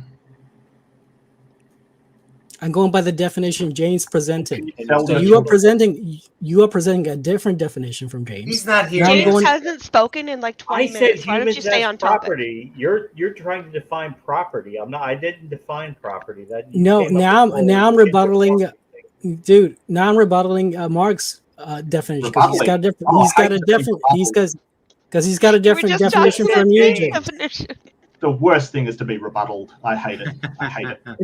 But no, rebuttal me. Go on. I just did by your own standard. Okay. So can you sell your property? Did you include that in your definition? You can add it if you want it. Within the you want to add that within the definition Well, he's trying to add he's trying to add a new category. Within the definition that Mark Let's trying to cut each other off. You're getting off. By the way, I was replying. I just wanted to say that within the definition that Mark offered, there was leeway for Bubbles to say what he said within that definition, even though it's nuanced, but within that, because it's some of these conditions. I'm paraphrasing, so it could be any of those, and a child, in theory, would fall under some of those conditions. Well, no, because we don't. Yes, it would, Mark. Stop being dishonest. Yeah, I'll just speak now. And then I'll have a question for you, Bubbles. I think you know what it is. Some of the rights that we ascribe to adults, we don't ascribe to children. For instance, adults have the right to consume alcohol or consume all kinds of things, but they don't have that right. So the right to be independent isn't exactly leveraged on a child. They're still not owned. They're still not slavery. But what we're talking about, I'm going by your definition. Adult human, excuse me, Bubbles. An adult human has the right to autonomy, and that's part of the right that has been sort of given power to somebody else, and that is the definition of slavery that I'm using, the one from the United Nations. Yes, even by your definition. Thank you, Bubbles, every country around the world. One more back and forth. You can say they all have different definitions. Question. I'm sorry. Bubbles, can you sell your property? I don't know. You tell me. By your definition. Yes, you can sell your property. Yeah, sure. Well, then you can destroy it too. Can you sell your children? No, is that your definition of slavery? So children aren't property. Thanks for playing. Cheers. Oh wow, what a dishonest cop out. Okay, there you go. You both had final things. Do you want to add that to your definition? Do you wait, Mark? Do you have to sell people for them to be slaves? Wait, no, Amy. You can add Amy. waiting. We got two people No, behind Amy, stage. you didn't let me do a rebuttal. But I'm not saying children are But slaves. Bubbles, just hold it on, and then you can have as many rebuttals. So you can keep on going back and forth. But Aloysia, welcome. Yes. I think I saw you at the debates. And if not, I do want to say welcome on board. We are Midnight Ranting on Is Biblical Slavery Morally Good? And what are your thoughts about the debate, the topic, or anything we would talk about tonight? Well, I had to come over to the Atheist channel to get a word in. Oh, really? Oh, really? It was good to see you. I always enjoy talking to you. No, I just slavery in the broad sense, and then in biblical slavery, which I don't even think we got to the point with on the other channel whether it was everyone agreed that it was released every 7 years. But regardless, you're going to have, whether it was voluntary, whether you're buying somebody who voluntarily, you're buying the strain, all these arcane rules around it. Broadly speaking, the biblical, air quotes, definition of slavery was an indentured servitude. And if indentured servitude is wrong, then it's wrong. But it seemed like the biblical solution to it was mediating, even in spite of, they had tithes for the poor, and there was they had 3 tithes. Anyway, even trying to keep the poor looked after, that there was going to be an inevitable people who ended up in that indentured servitude state. And it's probably the best, worst way of dealing with it, something that's inevitable in the social structure. I don't see that biblical slavery with the release every 7 years, and a lot of the structure and the safeguards around it and all that was, owning another person as we understand it today. But it just seemed like it's just kind of dealing with an inevitability in any culture. But they don't get released every 7 years. Some do. That's not true. Some do go free, others don't. If you're a slave that you've bought from a stranger in the land, it says specifically Hebrew servants go free after 7 years, and it also says specifically that women don't go free as the men do. Well, that passage, and then we started that on the original thing. That, you got a first verse, they're not going to go out as the men servants do, and then immediately rolls into having a dowry and the consideration of marriage and all that. And what I'm looking at in my reference materials is that this is kind of a bundle about he's selling, air quotes again, his daughter to get married. And, obviously that's, a hot topic today in terms of women's rights. But yeah, and then in terms of them going out, that seemed more like sending them out into the fields and treating them like an ordinary slave. And again, that kind of rolled back into buttressing that it was intended as a marriage thing. And then again, the stuff I'm looking at said if she didn't get the dowry, then she could sue for divorce and go back. And there's a lot of protections around that in that culture for how women were treated, at least in terms of going for a wife. Now there is concubinage, another sticky issue, but happens. Yep. It's OnlyFans now, but again, I don't know if there's any way around that in any culture. You're going to bump up against those sorts of situations. One day tax I think deductible. Education is the way around that kind of stuff. Keep going, Alicia. I got a couple things to push back. I'm going to push back on this, mate. Go for it. Go for it, Mark. Go for it. The only thing I do have to check, I got to check on my stuff about because all the Jewish case law. I mean, the modern day Jews, they've gone through all of this, and it's easy to look up something that sounds extreme in the Old Testament is, they take to be kind of a hypothetical, and it's a case law, and you kind of build this thing around it. Yeah, go ahead. No, I do need to check on the 7-year thing. Well, can I ask before, Mark, do you have them written down? What written down? Any of his points? Or you're just going to rebut them? What you were going to say? Oh, yeah, that's okay. Yeah, can you hold it? Yes. Okay, cool. So, I think I maybe Bubbles really did just have to go. I felt like he's like, oh, we can't have someone new in here, and so he left. Though maybe I have you wrong, Bubbles. Maybe you really did have to go. In which case, I hope that we tuck you in. I hope you have a good day. Yes. Well, it's like rest in peace. It's a conversation. It also annoys me just because if that is true, like I'm fairly sure that other Christians or other theists, because I don't know what the fuck he is. He defends a lot of the Judeo-Christian stuff, but he's not a Christian. So, but whatever. It was lovely having you on, Bubbles. Mark is about to rebut those, but in a second, and then we'll go back over to Alois. Stephanie, what is up? Yes, we are Midnight Ranting on Is Biblical Slavery Morally Good? What are your thoughts about the debate, the topic, or anything we talk about tonight? You load 16 tons. Okay. What do you get? Another day older and deeper in debt.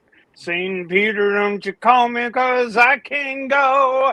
Oh, my soul to the company store. Yeah. I mean, come on. Let's get real here. Slavery's bad. Doesn't matter how you sugarcoat it. There's no sugarcoating it. You cover it with fucking molasses. It's bad. It's bad shit. Bad juju. And if it's biblical slavery, it's bad. If it's Hindu slavery, it's bad. It doesn't matter. It's just, come on. Really? How do you defend that? It's sad we have to debate this still, but we do. Indeed. It was honest to Christ, it's just bad. Like, I understand defending that the whole, it was the people of the time. You can't blame people back in the day. What annoys me is more the people that try to sell us on that it's what we should do now, or that it was moral. And I think you can't blame people back in the time. I think you can blame anybody who has the fucking temerity to assert that they have the right to another person's labor with no consideration as to their well-being. I think that's bad. I know Mark rise to presentism. It is presentism, which is basically they didn't know any better. They hadn't learnt what we have learnt over the time. They've not had the benefit of the science and education that we have had. So sort of judging them harshly for doing it is kind of like, well, would you judge a dog harshly for doing something wrong? It doesn't know any better. And I would separate out that... I'm sorry, Mark, I disagree. Okay, no, that's fine. You can really want to. I honestly, and this is particularly because I really don't believe people have changed in tens of thousands of years. I think that people are people, and I think that human nature. Yes, we've come to different. We've accumulated knowledge, but I think that human nature hasn't fundamentally changed. That's because I'm maybe a pessimist. But I think we could separate that out. Like, I agree with both of you, because what it is, because I've often heard comedians or a specific bit say, if you were back then in slavery or whatever, we all say we would be the person. I think there are some archetypes of people. I think, this is just me, this is my biased opinion, I have no idea whether this would be true or not. I think I would always have been against those sort of things because I am that rebel archetype that I don't really care. I only care about what is right. I don't care what the law says. And that I have been proven that throughout my life. The where I parse it out is that a lot of I hate to say the normies, the plebes, I don't know how to say this, the institutions of power, the elders and all that, they wrote and created this book, and they said that this was from God, and that slavery is then condemned, or at least not condemned, condoned. The opposite of condemned is condoned by God. And so then all of the plebes, it doesn't really matter to until you become a slave owner. And then you're like, hey, you know what? I'm going to start using this. And I'm religious, and God said I can. And you know what? When you put your Bible in front of me, and so I see both. The other thing I would say is that if you were a slave before the Christian era or after the Christian era, before the Common Era, after the Common Era, if you were a slave, you'd probably think slavery sucked. Yeah. Yes. Yeah. I think if I could add something, I think I'd agree with Stephanie. You could make an argument that maybe they did know better because they made the distinction between enslaving the exactly versus the outsiders. Sure. Yeah. Well, I think both of you have. I agree more with I agree more with Mark as far as looking back. Well, I did mention that in the beginning, but I agree with Stephanie. It's very difficult to place ourselves back in time and guess what we would have done. We know from this point of view, but we're informed currently due to all that came before us. So in a sense, sure. I'll just say this, in a sense, we're all here now at this juncture, but I believe that we're all, as humans, capable of all the good things equally as all the bad things that humans are capable of, put in certain. Noam Chomsky agrees with you. Yes, Yeah, I so agree with that. I'll just Yeah, leave Noam it at Chomsky famously said that. yeah. Okay, I Yeah, will and I present agree. a Really, hypothetical. I've Go got ahead, Mark. no idea what I would be like if I was raised in a Roman household. I'd love to say, hey, I wouldn't think that slavery was great and I'd have this, but I don't know that for sure. I just can't know that. I think because mostly I have from European descent rather than Mediterranean, I probably would have been a slave in that circumstances. And yeah, you're right, I'd have a problem with it. But I don't know what I would be like if raised in those cultures. So I think that the idea of historians looking back and avoiding presentism, putting our morality on them, is a good idea. However, I will say this: there is absolutely no excuse for trying to make apologetics for that slavery in the Bible today. That is reprehensible, that you're trying to say, hey, it wasn't as bad as we know it was, because historians have looked at this and said, hey, this slave system exists, wasn't as bad as the antebellum South, was still a form of slavery and was still really bad. So that is what I find inexcusable. Well, I in all agree. societies, there are things that aren't ideal, and there's some things that they just are what they are. There's really no easy way to change it. I think maybe that might be the best hope that being put in that time. It would be something you wouldn't like. It might leave a bitter taste in your mouth, but it just might be one of those things you'd have to say, well, it is what it is. It's one of those unpleasant things about reality that there's just no way to fix. And I am curious. I'm curious about something. I'm curious about something. The African American experience, which is roughly the closest, if you're American, which is very close in time.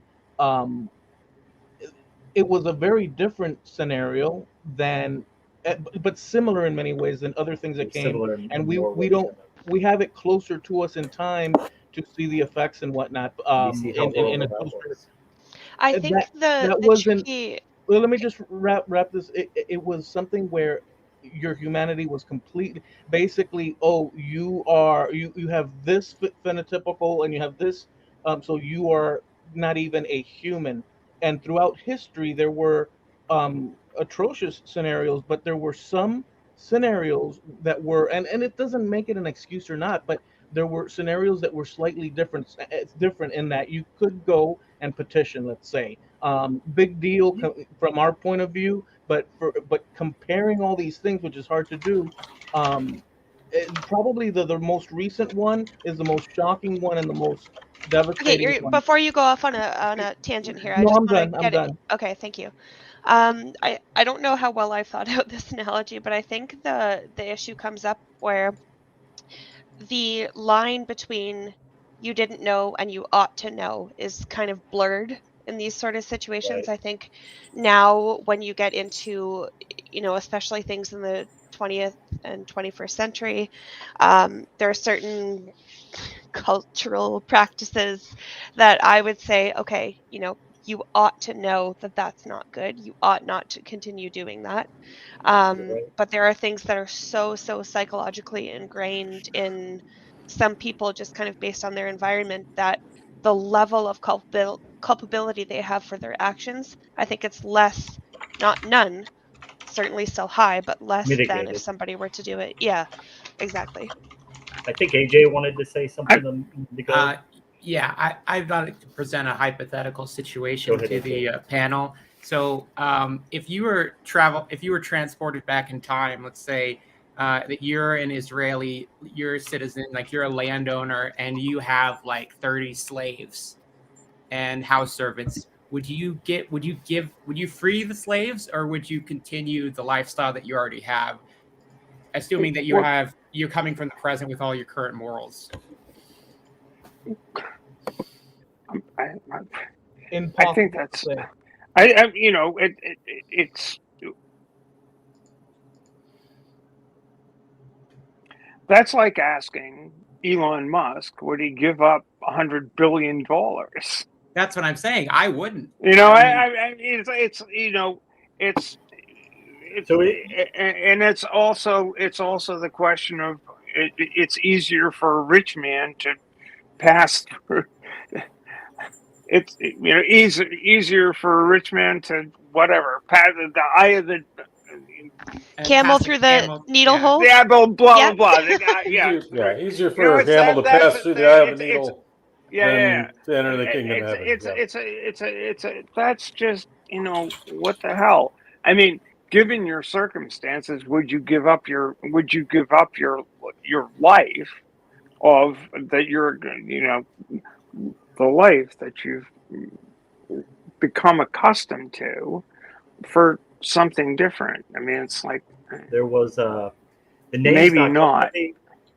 But there was a relatively well-known slave owner in the antebellum South who became enlightened, and he realized and came to the conclusion that slavery was immoral, and he was conflicted. Trying to figure out what would be the best thing to do. Should he just free all his slaves and just send them out there? What he ended up doing is he decided that he would keep them enslaved, but he would just make the conditions just the absolute best. He would just treat them like amazingly and just make it like the best slavery that it could be. Yeah. That's but he wasn't noblesse oblige. That's noblesse oblige. Well, the thing is, if he frees them, that they could potentially become a target of violence from the people who hunt down runaway slaves, or if he freed his slaves, he might even become a target. What economic place would they have? There were limited opportunities for free blacks in the South at that time. Right. They were second class. They were far from first class citizens. They, wasn't actually rosy for them. This is the conundrum of slavery, because it's not just the slave who's enslaved, it's the master who is as well. Because the master is enslaved by the notion that other people are inferior. The master is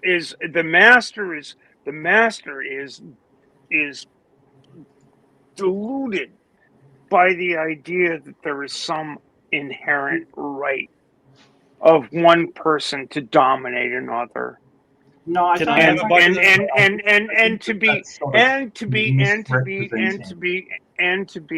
Boy, hear me out. And to be obligated. It's the white man's burden shit. No. Because what we're talking about in slavery is that you have rights that have been subsumed to another person, and that the slave owner still has all of their rights and freedoms. There's nothing that they have subsumed to anybody else under that situation. And they're enslaved. Hang on, Stephanie, I'll let you go. So they're not enslaved by anything unless you're using that word metaphorically. And that's fine. If you want to say, hey, metaphorically they're enslaved in sort of a like enslaved by the system kind of thing. That enslaved by the fits system. there, but that's purely a metaphorical interpretation. The reason why slavery is so bad is because it's not just bad for the slave, it's bad for the master as well. And here's the reason why. Like with the Roman slavery, what happens is you eliminate the middle class. It always ends up happening under slavery, because what you do is that the people that are very, very rich have slaves to do the work. They don't employ the lower class, because why would you employ somebody if you've got slaves to do that? So everybody buys slaves to do the work. Then the middle class can't seem to sell what they're selling because the lower class aren't buying it. And so eventually you end up with a system with no lower class. Well, the lower class is the slaves, no middle class or very little middle class, and a very small upper class with just a ton of slaves owned. And that is one of the reasons, among many, I'm not saying it's the only one, but it's one of the reasons that the Roman Empire collapsed, was the unbalanced enslavement of people is one of the reasons why it collapsed. It's not good for the slave owner as well, not if you look at the society in general. Yeah, that's a pretty transactional analysis, and I go more with the moral analysis. That it just doesn't. It is hurtful. It is hurtful in both directions. It's hurtful in both directions. Morally corrosive, maybe. I agree. Morally corrosive in both directions. I agree with the both directions. Just doesn't work. I agree with the both directions, and I think that places like the U.S. Apparently, and I think it's pretty obvious, but maybe not for, still has a lot of leftover vestiges of that. And you know, absolutely.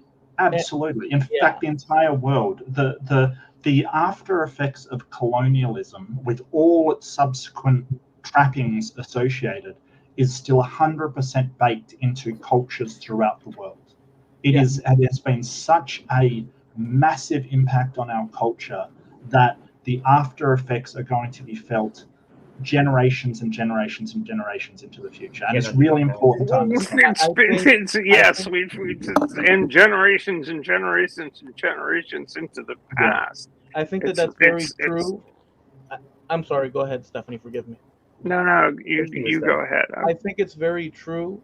I think that I'll just share this thought. I'm very happy with a certain thing that's occurred within the past 10, 15 years. Well, less than that, where you have the DNA testing companies, and people have been, but it's a double-edged sword as well. People have been taking tests across the world and finding, well, wait a second, why do I have this strange ethnicity popping up, and other people, while others are saying, oh, well, this is exactly what I expected. I am particularly based in this one particular place in Europe and whatnot, and this and that. But the consequence of these tests, and it's not apparent to everybody, but it's that, and the study of it is that if you look into the papers, there is no race category that can apply to separate human beings in terms of, well, that chart that that Amy was showing before with the letters that make up our DNA. It's just a series of combinations that recombinate every time people are born.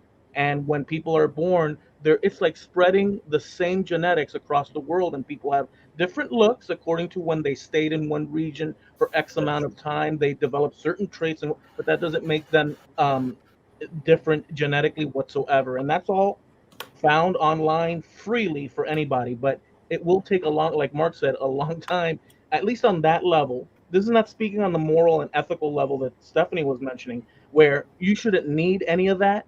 You should just, by a very basic moral, ethical level, realize. But again, we are victims of, and we are inheritors of a history before us. But yeah, the DNA thing is really cool if you look into it, where there are no racial variations. But that doesn't apply to somebody that wants to take advantage of another person back in the 1600s. It's the history that occurred. To go back to very quickly, when we've got a set, could I address Alosha's point about Exodus? Just at some point, I'd like to address that. But go ahead, Stephanie. I didn't want to interrupt. No, you go ahead, and this is something I missed, but go ahead. Are you sure? Yeah. Okay. Well, I'm just going to share my screen quickly so we can sort of see what we're looking at with Exodus 22. And I wanted to talk to Alosha about this because it's sort of I'm having trouble seeing what they say that I'm seeing. So really, we're looking from. It covers a Hebrew servant, and this is related to also that 7 years go free. So it's if you buy a Hebrew servant, and specifically a Hebrew, 6 years you shall serve, and in the seventh he will go out free for nothing. So there is a time limit on it. If he comes in by himself, he'll go out by himself. If he's married, he takes his wife with him. If his master gives him a wife and she bears sons or daughters, the wife and children shall be her master's, and he shall go out by himself. What that means, if he's a slave and he meets a woman in slavery, marries her, and she's a slave as well, the master gets to keep her. He has no right to his wife or children, and he goes out for himself. But if the servant says, I love my master, my wife, and my children, I will not go out free, and agrees to it, then they basically put an awl through his ear, and he is their slave forever, in perpetuity, meaning absolutely forever. And this is the part we came to. And if a man sell his daughter to be a maidservant, she shall not go out as the men servants do. So she doesn't go out on the 7th year. She stays in perpetuity. If she please not her master who hath espoused her. So this is if the master marries that slave that he's bought from the father, because the man sell his daughter, so the master has bought her from her father. If they marry her, then and she isn't pleasing to him, she doesn't like him, then she shall let her be redeemed or bought back. To sell her unto a foreign people he shall have no power, seeing he hath dealt deceitfully with her. But pay attention, it's only redeemed to another person in the land. It's only a foreign power that prevents that husband selling the slave that he bought and then married. It doesn't prevent it being redeemed to another household or something like that. If you take another wife, her conjugal rights shall not diminish, which is lovely. He does not do out of these, she goes free. So if he doesn't treat her as a wife, once he's married her, now that's important, she goes out free. But the whole point is that a man selling his daughter to be a slave or a servant, but there's no situation where I would see a servant that you buy off of their father as being some sort of hired employee, right? That isn't a hired employee. That is a slave you have bought. She's just a girl, after all. Well, yeah, I mean, let's put the inequality, the brutal and horrific inequality to one side, because that's subject of a different. Oh yes, let's always put the brutal inequality in patriarchy to one side. Yeah, I'm not. Let's do that. Really, I'm just sort of making the point that. But it's dripping with. Oh, absolutely. No, I've no argument here. But the point was that PraiseIam said in the debate was that no, the father selling her was her bride price. Okay, that's the point that he made, and he harped on about it. Was the bride? I mean, I said dowry, and he said it's a bride price, not a dowry. A dowry literally means a bride price. Yeah, let's not split hairs. The bride price isn't paid when she becomes his wife. It's paid or it's not a bride price at all. It's a payment for their servitude to the father. That is not a bride price. It's not. No, because you can't, in that culture, you can't have a marriage without a dowry. She's not married yet. Right, but it's not going to happen. And then that's why if it goes south, then she gets redeemed and the deal's off. So, Alosha, if it's a bride price, then why does the master pay the father before she becomes a wife, and she won't necessarily become a wife? Well, that's what it looks like is in the text there, and that's what it looks like it's addressing. In the case that he does do this and the guy backs out, then here's the remediation for that. Right, but if let's say that the master who buys that girl from her father never chooses to marry her, what happens then? He's bought her, and she becomes a maidservant, and he never chooses to marry her. What does she happen then? I think if he does, he doesn't. She can become a concubine, but that with the dowry in play, that's the problem. You can't just have a concubine. The dowry meant a lot. I'm mean, just, that meant I'm really wife. sorry to interrupt you guys. I really am enjoying this conversation, but I'm a little confused as to like the family tree. So if you could just give like a really simple, she's the Yeah. daughter of this person, this is selling her, that would be great. Thank you. So a man, the father, so a man has his daughter. So the father has his daughter, and that's in 7th year. And that man sells his daughter to be a maidservant, right? So a servant to another person. Wait, Mark, before you continue, let me set this up. If a man has a daughter and then he's a little bit short on change, well, okay, continue. Yeah, he can sell his daughter. Exactly. So You're coming back to my original point. It's wait horrific. a minute. Don't get me wrong, it's horrific, but this is about slavery. I'm just trying to understand, like, I Well, want it's to like continue to slavery, listen, but women are, it's assumed to be disposable income, somehow or another. That's Well, brilliant. yes, you can't sell a son like this. You can't decide Exactly. to sell a son as a manservant, but you can decide to sell your. So if you're short on money, you can't sell a son. No, that the men have rights that they have to be in debt or something like that to be sold or to have to be forced into a sort of a position like this, but not the women. That you can just sell your daughter into slavery. So basically it's that okay. So just say I'm the father and I've got a daughter, Chantel. I just made up a name. I don't have a daughter. yeah, this is what I was looking for. Right, so I've got a daughter. I can go to James W. and say, hey, I want to sell my daughter as a servant to you. Okay. And you Why don't you go will to give Smokey me Saint money. instead of me? Okay, do we really want to bring his name into it? Okay. Chuck E. Cheese Well, he would be interested in the transaction, though. Probably. Okay, so the horrifying mental image aside, where was I? Yes, I've got Chantel, and I say to Smokey, okay, so I've got my daughter. She is, I want to sell her. He goes, okay, and 14. He gives the money to me, not to her, gives the money to me, and I go, she's now your servant in possession, kind of. Okay. Smokey then has the option to marry her, but he doesn't have to marry her. Okay. He keeps her as a servant. And he can do with her what he wills, basically. Well, there was some sort of rights that servants had.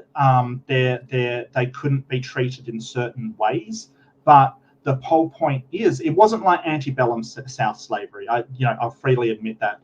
A misbehaving slave you could still beat with a rod, for instance, as long as they didn't die. If you knocked out a tooth, they automatically went free. If you destroyed an eye, they automatically went free. There were certain things that would free the slave. If you killed a slave, you were responsible for it. So there were a few laws governing how you treated these servants, but she couldn't just leave in the 7th year like a man could. So after 7 years, a man who was in debt slavery, they had sold themselves into debt. On the 7th year, regardless of whether the debt was paid off, they went free and the debt was cancelled. That did not happen for this girl. So Chantel is theirs. If they're not happy with her as a wife, they can redeem her only among Hebrews. They can't redeem her among followers, strangers. It's like SNH green stamps. Maybe. Okay. Thank you, Mark. Thank you. No I was problem. really I hope confused. that clears it up. This is written Smokey very... would have to give the money back. You'd have to pay you back. Well, yeah, essentially. If you want no deposit, no return. Well, the important thing to remember, it's not if she's unhappy with the marriage that she's been forced into here. Not her option. It's not her option. It's if the master or her son, because it says you can sell them to the son, is unhappy with them. So the poor Chantel, who sort of doesn't have a choice in all of this. So if they say, hey, she isn't making me happy, they get to redeem her, not the other way around. Understood. And the the modern movement is that men are all slaves now. What? I think Yeah, I'm talking Jordan B. Peterson. Oh, That- I didn't that pick whole up on it. thing. Well, I really want to hear if Aloysius got anything to say to that, where he thinks that I'm wrong or perhaps misrepresenting the text. No, at I all, don't. because- I mean, she had the rights as a dowered wife, so yeah, she couldn't be a slave or prostitute. And if she wasn't married to either one of the sons or the husband, then yeah, they had to, you know, everything reverted. So she was redeemed. But yeah, the concubinage thing, and it's what I have in front of me says this is about marriage. So, but that doesn't get out of the sticky issue of, hey, this is an arranged marriage, and you got to go marry this guy or one of his sons, and that's it. That's how it is. We're hard up for money, and there you go. So, but no, I think it just. I guess my counter to that is it's not necessarily a marriage, right? So you don't necessarily have to espouse themselves to her. What this is speculative real estate. May I just say that all of this discussion is lovely and all of this. Biblical slavery is fucked up. Biblical doctrine is fucked up. Biblical ideas of men and women are fucked up. The Bible is fucked up. It's not. This is not the way people ought to interact with each other. We can go through textual analysis to the nth degree, but at the end of the day, it's like, come on, let's start reading the goddamn Bible and the Bible. Pardon me, Pardon me, Mark. You said, you said I've let you talk. You've talked quite a bit. And if you'd let me talk, I'd like to rant on a little bit. Let's let the Bible be the same kind of story as the Bhagavad Gita, as every other old text that we can read and understand in contemporary, from a contemporary point of view.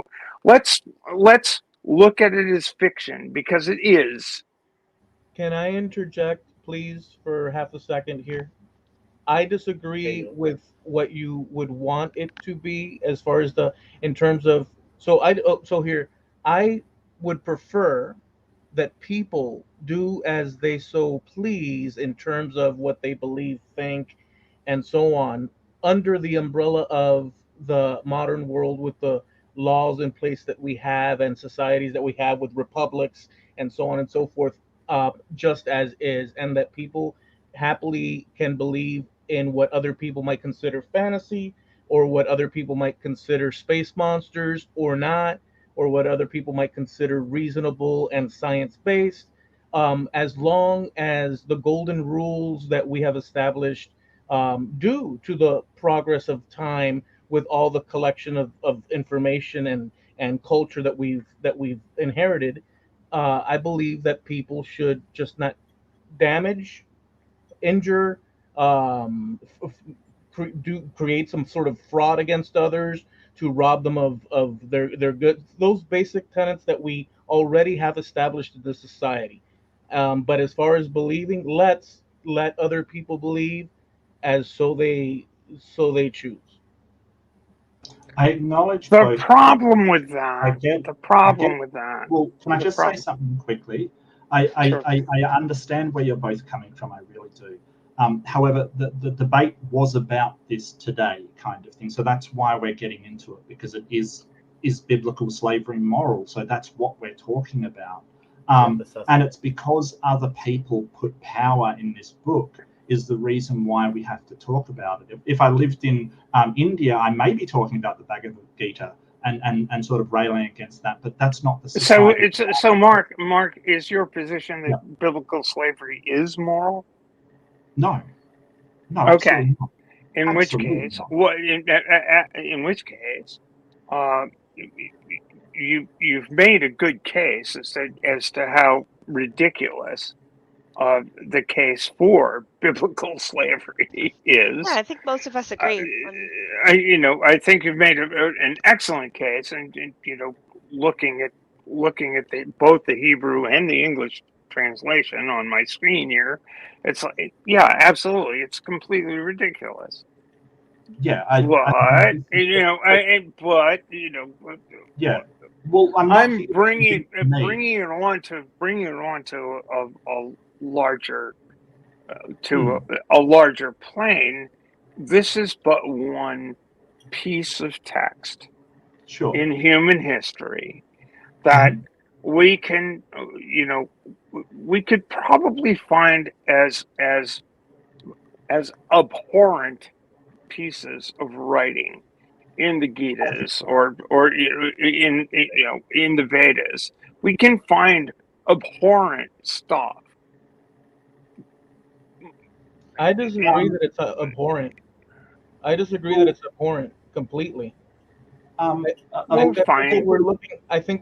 I'm sorry, Mark. I'm just going to say this little bit, and then I just think that what we're looking at, and Mark. So look, a couple of things. Mark, you're looking through this and you're reading through this, and you have a position. The other gentleman is saying, well, this is with marriage. You guys are doing what I think is the proper thing to do, investigating in a specific way.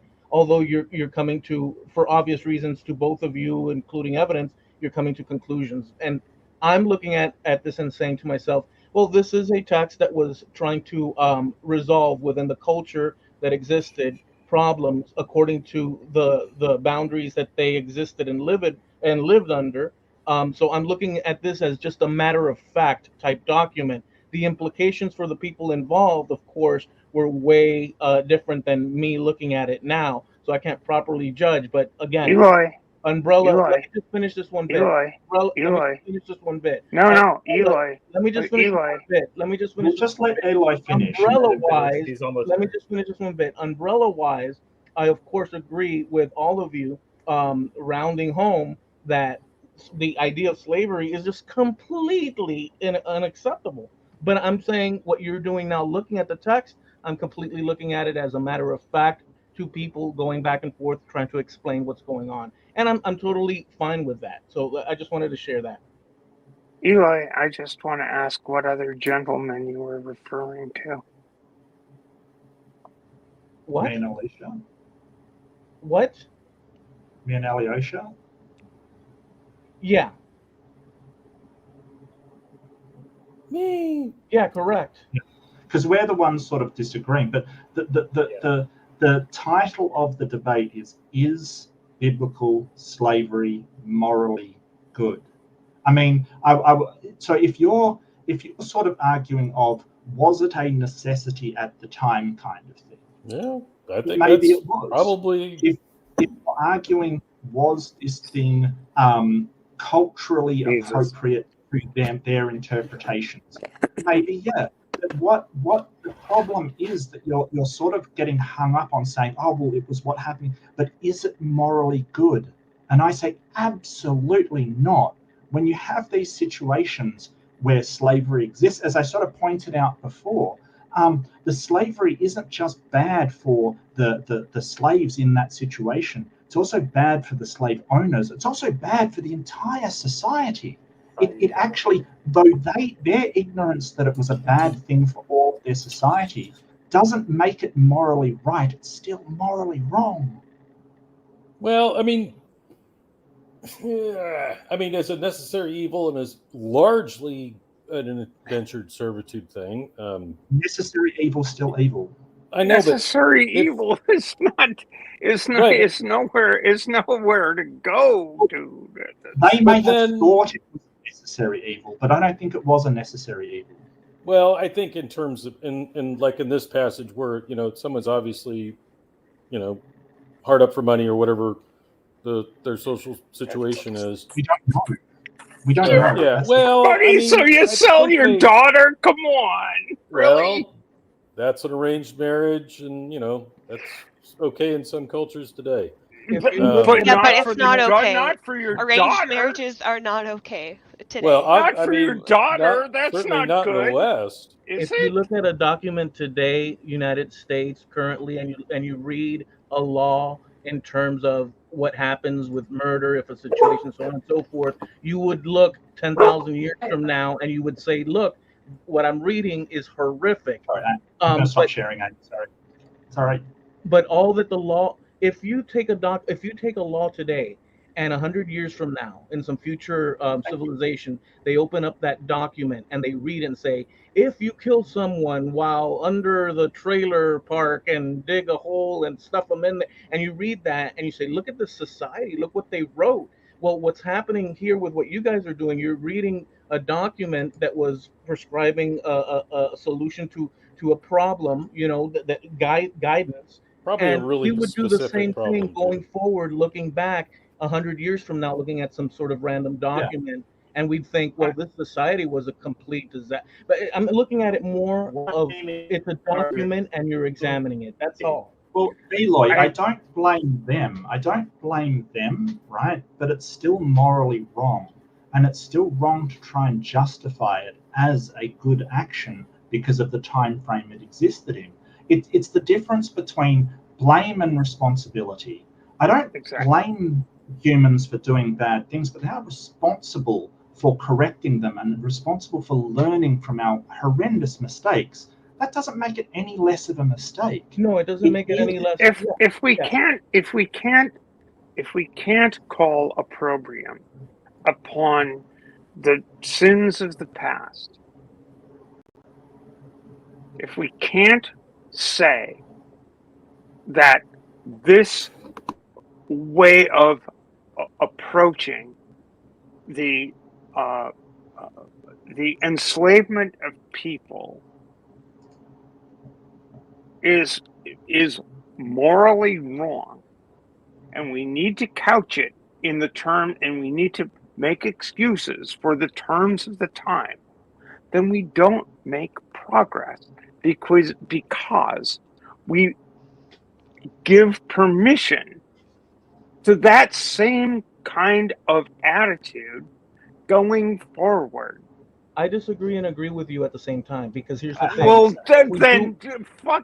then tell me how you disagree, because so we cannot make progress if we excuse it, if we excuse. I agree and disagree. The oppressions. If we excuse the Holocaust, we'll do it again.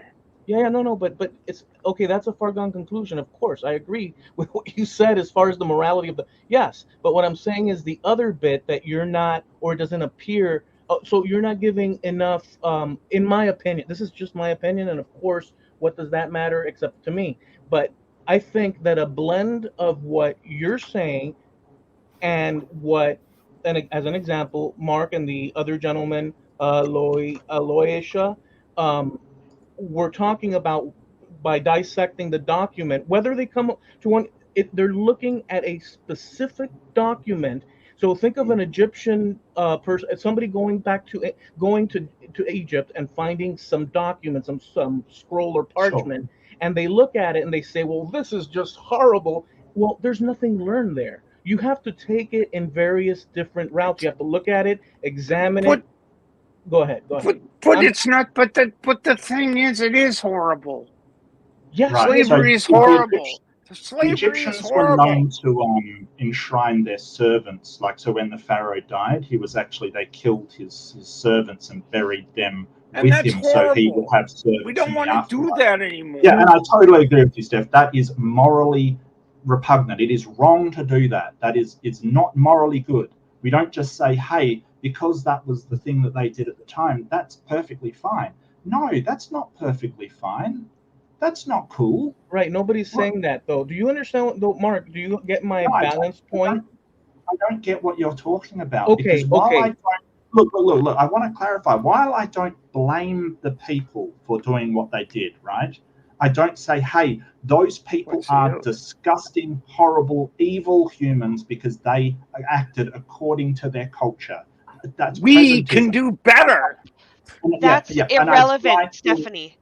I try to avoid doing that because it is presentism, and we have learned a lot since then. However, having said that, the action I make a moral judgment on. It is absolutely repugnant, odious, and irreprehensible for someone to think that that was morally good. Okay, It's awful. Exactly. Okay, so now, with all that you just said, Yes. right? I was saying, you said it much more eloquently. All that, plus the mechanical, dry, unemotional activity of you looking through each word. This document that's found in the Bible, that's a collection of manuscripts that's put in one book. You're just dry, cold cut, looking at the document, reading into it. But what you're doing is you're analyzing the document with the other gentleman, and there's different slight opinions here and there. That activity is one thing. What in other itself. gentleman? And the what? What other gentleman? Mark Aloysia. Alyosha. Yes. Okay. Alyosha. To the left of me? So all I'm saying is that, Mark, that everything you just said, I have no problem with. Plus, you're just examining a document of history at the same time, and you need to be sort of like looking at it analytically and not emotionally. And you guys are doing the both things with slight variation. So there's two things going on. You're looking at a society in the past, and then you're making a moral judgment. I get it. But we're not them, but we are inheritors of everything that came from the past. Now, are we better now? In many ways, we are. That's all I'm Eloy, saying. I'll just sort of interrupt you there, because it's not only the Bible that we get this idea of slavery from. The historians just don't look at the Bible, and you might want to talk to an Assyriologist like Dr. Josh or somebody like that who actually compiles the evidence for those things. We've got a lot of early rabbinic sources that sort of are taken to show what was happening at the time, the kind of slavery that was happening at the time. Just because we're going through the Bible dryly doesn't mean we don't have other sources as well. There's the Mishnah, which was coded around the 3rd century. It's going through, sort of how a Hebrew servants are acquired with money and how they're exchanged, kind of thing. There's actually quite a bit of documentation on this. Just because the Bible's the only documentation for sort of the events like Moses and things like that doesn't mean we have no understanding of how slavery operated in the lands of Israel at the time. I'm 100% swimming in the rapid water rivers of what you just said. Have no problem whatsoever. Right. Continue on, because my only thing was that if we go crazy emotional, right? Well, you know what? Let me strike all that. Do that which each of you individually choose to do. I'm in agreement with what you said in the general sense of it, so I have no problem. Continue. Okay. All right. So, go ahead. Sorry. Go ahead. Oh no. No. You're cool, Lisha. I've been talking a lot. You're good. No, and then I don't know. It's either way you look at it in terms of the way the Jews handled slavery. It was a pretty mild version, or an extreme version of indentured servitude. There were a lot of safeguards around it. Yeah, it probably wasn't perfect, but it was what it was. And then you iterate into Greece and Rome, and that got really, really bad, because that was what everyone's talking about now. That was, you are a barbarian and I can have sex with you if I want, and wasn't happening under the Jewish law. And then the Christians take over Rome, and that tips over, and then slavery, for some magic reason, ends. And a lot of that has to do with the increase of No, it doesn't.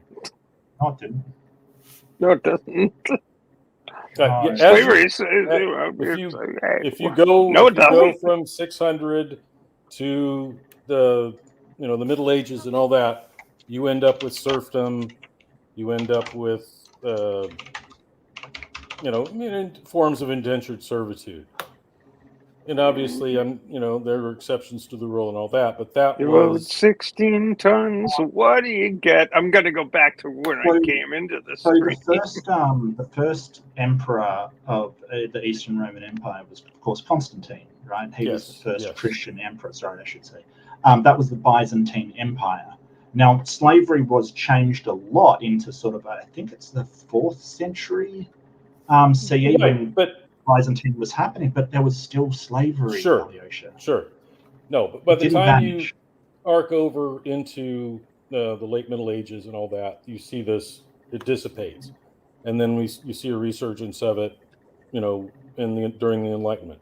But holding on to the indentured servitude model and that form of slavery, and just recently they passed here in America this $1 trillion omnibus bill, and I mentioned it in the other chat. We're $34 trillion in debt, and there's no way anyone living is going to be able to dispense to pay that debt off. Way off topic here. No, I'm not. Yeah, I'm failing to see what this. No, because when slavery is defined as owning another person's labor, what our government... You're just stretching that definition way too thin for it to be meaningful. Way off topic. No. I agree with not labor, they're rights. Okay, rights, not labor. I'm sorry, but owning human beings service that debt. You know why this is a problem, Alicia? Because there are, and forgive me before I say this, but and don't take it in any way, I'm just thinking here. It's because there's also modern political lines drawn with different approaches as to how government should, or what control government should have over its people. We see pushback on that. So it's a modern situation, and you're saying if we're in debt to the point of that, we're paying off now and into the future what others have decided that that we should pay, and it's a peripheral concept of a slave enslavement or attachment in a different. We have created indentured servitude. I just want to say for something. Children and grandchildren. Well, I just want to say something to that. If it was just the people paying it off, yeah, I get where you're coming from, but it's not just people that pay taxes. It's also corporations. It's also excises on trade. It's also there's a ton of different taxation methods and ways of attaining capital for the government that are not just simply income tax on people or property tax on people. That isn't how any of it works. It's a complicated system, and countries are usually in an amount of debt, whether that's right or wrong, but that does not equate to some sort of slavery over the people because they have passed a large... No, it doesn't. I'm really sorry, but it doesn't. I think you could more so argue that it's a form of coercion. It's not slavery. Well, indeed. Chattel slavery is substantially different. And then more to the point, we have willingly elected these bastards. Chattel slavery is not taxation. You're really changing the subject, Alyosha. I mean, really, let's... You are seriously changing the subject. A human being owning another human being is substantially different from the government extracting your taxes. Okay. Alyosha, can you go live in another country? If my government permits me to have a passport, I can. Yes. Well, doesn't your government allow you a passport? What's going on there? Well, you never know. Well, have you applied for one? Yes, yeah, I have a passport. Yes, right. You can, and if the other government, if I want to move to Australia and I've got the right skills, they'll let me immigrate. They'll let me immigrate. Absolutely. Yeah, absolutely. We've got a great immigration program. Absolutely. So why can you just leave, but you can't just leave slavery? You can move from one tax haven to another, one tax collecting entity into another. Correct. But in a peripheral. Go ahead. So don't you think that you should pay tax to contribute to society? No, I think that well, number one, it's a peripheral. So look, the idea of having debt or being indebted to or being trapped. Are you sovereign citizens or something? No, just listen to what I'm saying. I'm an American, and Americans. No, I'm an American, and Americans are different in what they think, but we started with a concept in the United States of You are, America. you're very I do different. want to say we do have a very specific rule on this channel. You're not allowed to say American. You need to say American. But okay, you continue. American. Well, Do I have well, to say Australian? Australian? Yeah. no, bit. you know what? You know what? It's Oi. are I you was under Amy. I was under the impression that the word was Merkin, but maybe not. American. you know That works too. a lot That of also Americans, and there's over 300 million something. A lot of Americans have different ways, different concepts, different ideas. That's They're personal. not to them. unique though. Like this is They're not. I'm not suggesting that. I'm just saying something that I'm trying Well, to say. being Saudi, I'm not suggesting that. I know that there's human beings around the world, but let me just say my bit. You know, I'm not. Look, the great thing is that inside people's heads, you get to imagine and think and believe everything you want. That's a given, regardless of where you are from around the world.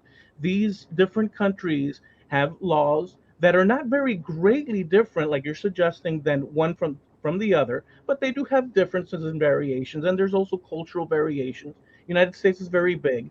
This idea that are you sovereign citizens or something because one suggests that one look, there's been people saying that no, we don't like taxes forever and a day. It doesn't have to go to some sort of strange cultish thing. there's a It's difference between it's just people. a normal. That's a lot of couching that I see from sovereign citizens, though. I'm not saying you are, but there's the difference between the random person irking on about, oh, you know, the tax man's after me, you got to pay a lot, and then the sovereign citizens kind of coming in being like, so you know, we've all been born into a slave system. Yeah, but these It's a are little different. But these are like Well- assumptions, right? When somebody's saying something, if you take it on the merits of what they're saying and try to answer what it is specifically they're saying, as best you can, we're human beings. But if you focus on that instead of like coming in with some sort of praised, you know, I think suggestion, I think that's not conducive. Although it's human to do, we often confuse each other's purpose. What I'm trying to do is defend what Aloysia was explaining as a peripheral, and you may not accept that, and that's fine. But guess what? Millions of people out there that we haven't talked to probably do believe that this is correlated, associated to one degree or the other. And I'm just confirming that I can see and understand what he is suggesting, that there's not just what you guys are kind of sort of hinting at where it's unrelated. There is a relation with what he's saying. Albeit No, there isn't. There's no relation between. There's no It's helpful to relation. have There is no. definitions that we can work within, because this What is just slavery? Okay, let's go back if to you make it definitions. slavery everything, the definition just becomes useless to work with. Right. So we do Yeah. have to stick within some parameters here of Well, this is what slavery is. I mean, it's the international system, biblical slavery. I don't know as you can make a case for that. Plus, here's the reason, Eli. I just want to say something real quick, okay? Because slaves don't have the right to leave that slavery to go off to find something else, some other way of doing things. Whereas you do, and Alyosha does. You can go to the United Arab Emirates where they have zero income taxation rate. They don't tax their citizens. But you don't want to do that because the inherently your society, the one that you have subscribed to, gives you rights and freedoms that you want. And with that comes an implicit responsibility to act according to that society's standards and obligations for being part of that society. You may not have signed a document for it, but it is implicitly understood that you follow the law, for instance, and contribute to the society. These are all things that we do because having the benefits of society, we have the obligations that come with them. And part of that, unfortunately, is taxation. Well, I don't disagree with. I just want to say this one bit here. I don't disagree generally, but except for one bit, as far as our documentation from our revolution and our sovereignty in terms of creating a country, it says that we are created by our maker, that we have inalienable rights that are ours by God. So there's No, it doesn't. So injected into No, so it injected fucking doesn't. so injected into our. Well, listen, here's the thing. Here's the thing. I agree that we owe to the society to what degree we owe. There's abuses and so on, but this is a political The conversation. I was trying Declaration to. of Oh, son of a Independence and the gun. Constitution of the United Stefan, States are can you? two Son of a separate gun. documents. Give me a fucking break. Okay, that's nice. Well, let him make his. I just want to say that I was trying to support what Aloysius is saying in a Eloy. peripheral general. Go ahead. You know what? I can't. Go ahead. Go Sorry, ahead. I just want to say one thing. Do you realize that under God was added to the Constitution? It wasn't originally in there. It was added in 1954 during the Cold War. It was not added to the Constitution at all. It's not constitutional at all. Oh, that's the Pledge of Allegiance. Under God, Pledge of Allegiance. Yes, it's not. It's not. The Constitution says absolutely jack shit about God. It talks about religion. It does not talk about God, and it talks about Congress not establishing a religion. And if you want to go there, well, Stephanie is 100% right. 100% right. There's several references in the Declaration. The Constitution has none. No, you're right, Stephanie. Not in the Constitution. I stand. Yeah, the Declaration of Independence, endowed by their creator. That's that in It's there. in there. That's, yeah. Okay, that's so not really like a legal. let me round the base half a second here. You guys grabbed onto the God situation, right? Very powerfully. We have documentation on it, as Aloysius just said. But with that said, my main thrust here is that there's an association that's peripheral, and I was trying to support that, but you guys are focused on another thing. But to get back to the specific slavery fact, we're looking at documents that are ancient. We've moved through time. All those people in the past are our ancestors, and you can go and look. All those people, be it Jewish, all those people to a degree or another are our ancestors. We're the inheritors of that past. We're not there now, but guess what? We're inheritors of Adolf Hitler as well.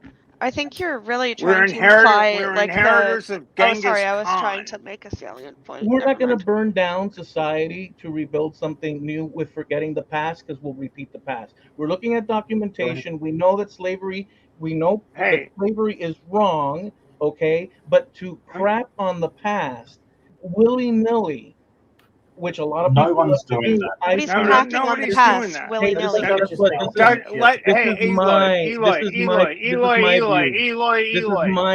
Let Duchess talk, okay? Thank you. Yeah, after you say F this and that, go ahead. You know what? All right, fine. Duchess, Okay. go ahead. I don't even remember. It's all good. Well, I will say I'm going to interrupt everybody because this is the last 15 minutes. If you want to join the panel and tell us why biblical slavery is moral or immoral, maybe somewhere in between, who knows? Come tell us on the StreamYard, because we're moving to outros in 15 more minutes. The water's warm. Trust me. I want to hear from Duchess right now. To be honest, unless you're into that. She forgot her point, but if she has anything to say, but please. Oh, I just think,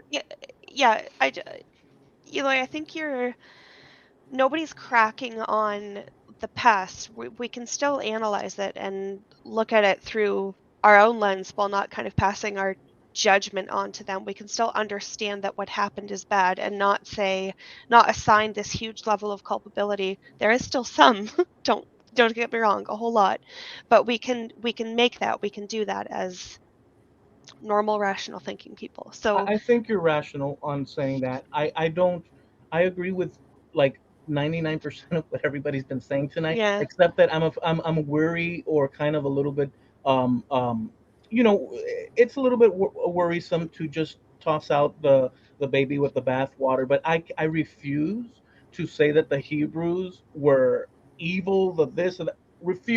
I refuse to say it, not because I have some sort of incredible passion that I want to throw myself out to no, because to look at history like that and then think that we're such superior moral beings that we know what's what. In 100 years from now, they're going to look at us and they're going to laugh because they're going to think we're pretty darn barbaric ourselves. Well, yeah, of course. Yeah, it's like so when that's- they when was it in, I don't know, 18 whatever, when they said everything that's been invented that will ever be invented has already been invented, or something like that, some famous quote. And Yes, it's like, yes. how wrong were you? I agree with thought that you. reached the I limits agree of with the Mark. knowledge. I agree with all of you guys. Amy, in the general sense of it, it's just a little smidgen of details that maybe I'm rubbing wrong in the wrong way, but Eloy, can I want to say there's the four words I have learned that I'm saying more. They're like, it's just adjacent to what you're talking about. But I've learned that the fundamentalists, they don't want us to lose tradition, family, community, and the new word I have to now talk about is culture. If I can cover those four words, I feel like we can keep the baby in the bathwater or throw out the I bad want parts. to say something as well, that with these Absolutely. historical events, so a dialectical approach is a good thing when looking at these historical events. And by dialectic, I'm sort of saying see the bad and the good at the same time, right? So you take, for instance, World War II and all of the horrible things that came with it, say from the German side as well, absolutely reprehensible. And, no one's going to argue that was morally good.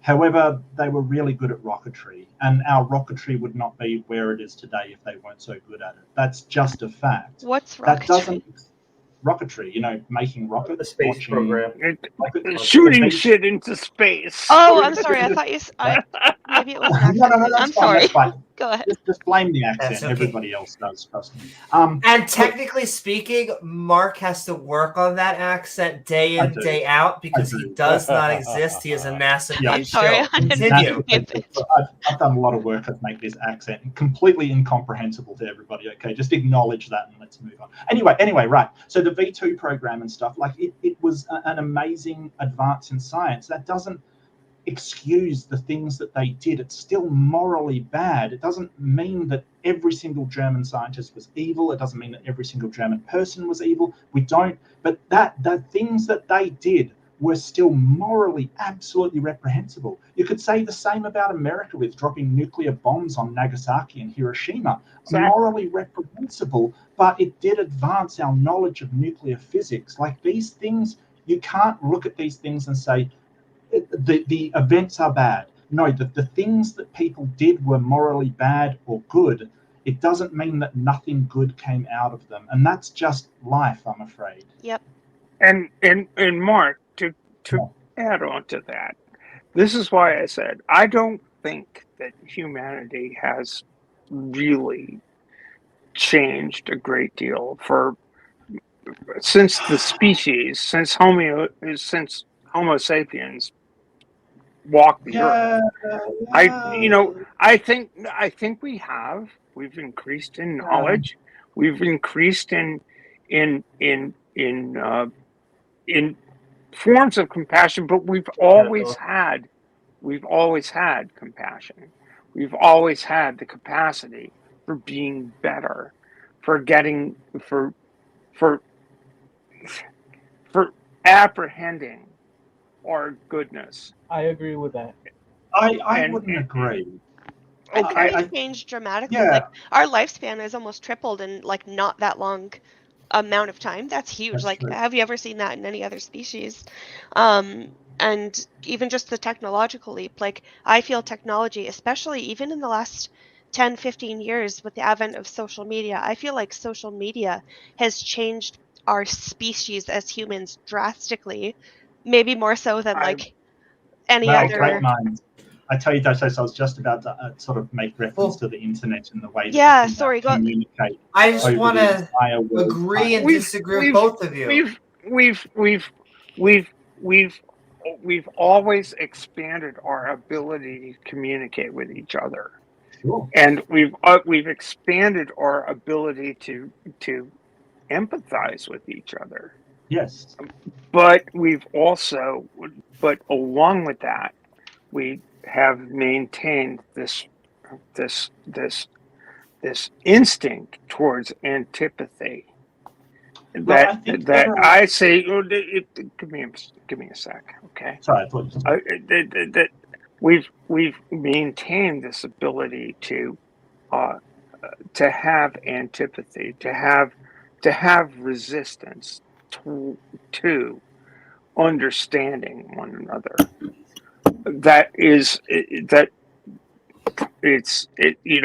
There's always this tension. There's always this tension between the social norms and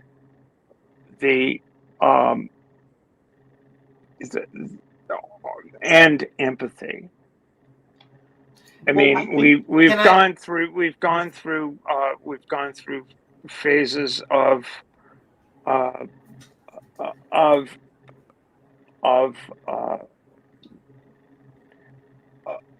racism, of colonialism, of phases of oppression. We're in a hangover from that. We're in a hangover from a European and colonialist period. I'm going to give it back over to you, to Mark, in a second. I just want to agree with both of you are saying, because I think, on one hand, I think we are very much the exact same people that we have been for the past 100,000 years. On the other hand, also, we are getting better. And I do want to recommend Steven Pinker's Better Angels of Our Nature, because there are reasons why violence and certain crimes are going down as we become a more I was about to say enlightened. That sounds too arrogant. I would just say as we're getting more technology and people are getting accesses to communication and to help. But I want to hand it over to Mark, and then the panel. Last 5 minutes for you. You'll be able to say whatever you want on your outros, but if you have a question for each other, now is the time. Is biblical slavery morally good? Yeah, so no, I don't disagree with your sort of human nature and our human drives kind of thing has always been the same, and that includes sort of the fight response, and all of those responses are exactly the same as they were. But I think with the advent of technology, we can kind of understand that the sort of segments that we originally were small tribes, we're not part of that anymore, and now we've gotten to the point, and I'll sort of use this as evidence that we have developed more moral systems, that we do have a United Nations Charter of Human Rights. We do have the Geneva Convention governing the treatment of people, even people that are involved in warfare. And you might say, hey, there's exceptions to that, but in the past we have never seen such a thing as really important. We are developing as we go along, and I think with that worldwide communication, we can start to see all of humanity as one group in an incredibly hostile universe. Or this is at least how I see it,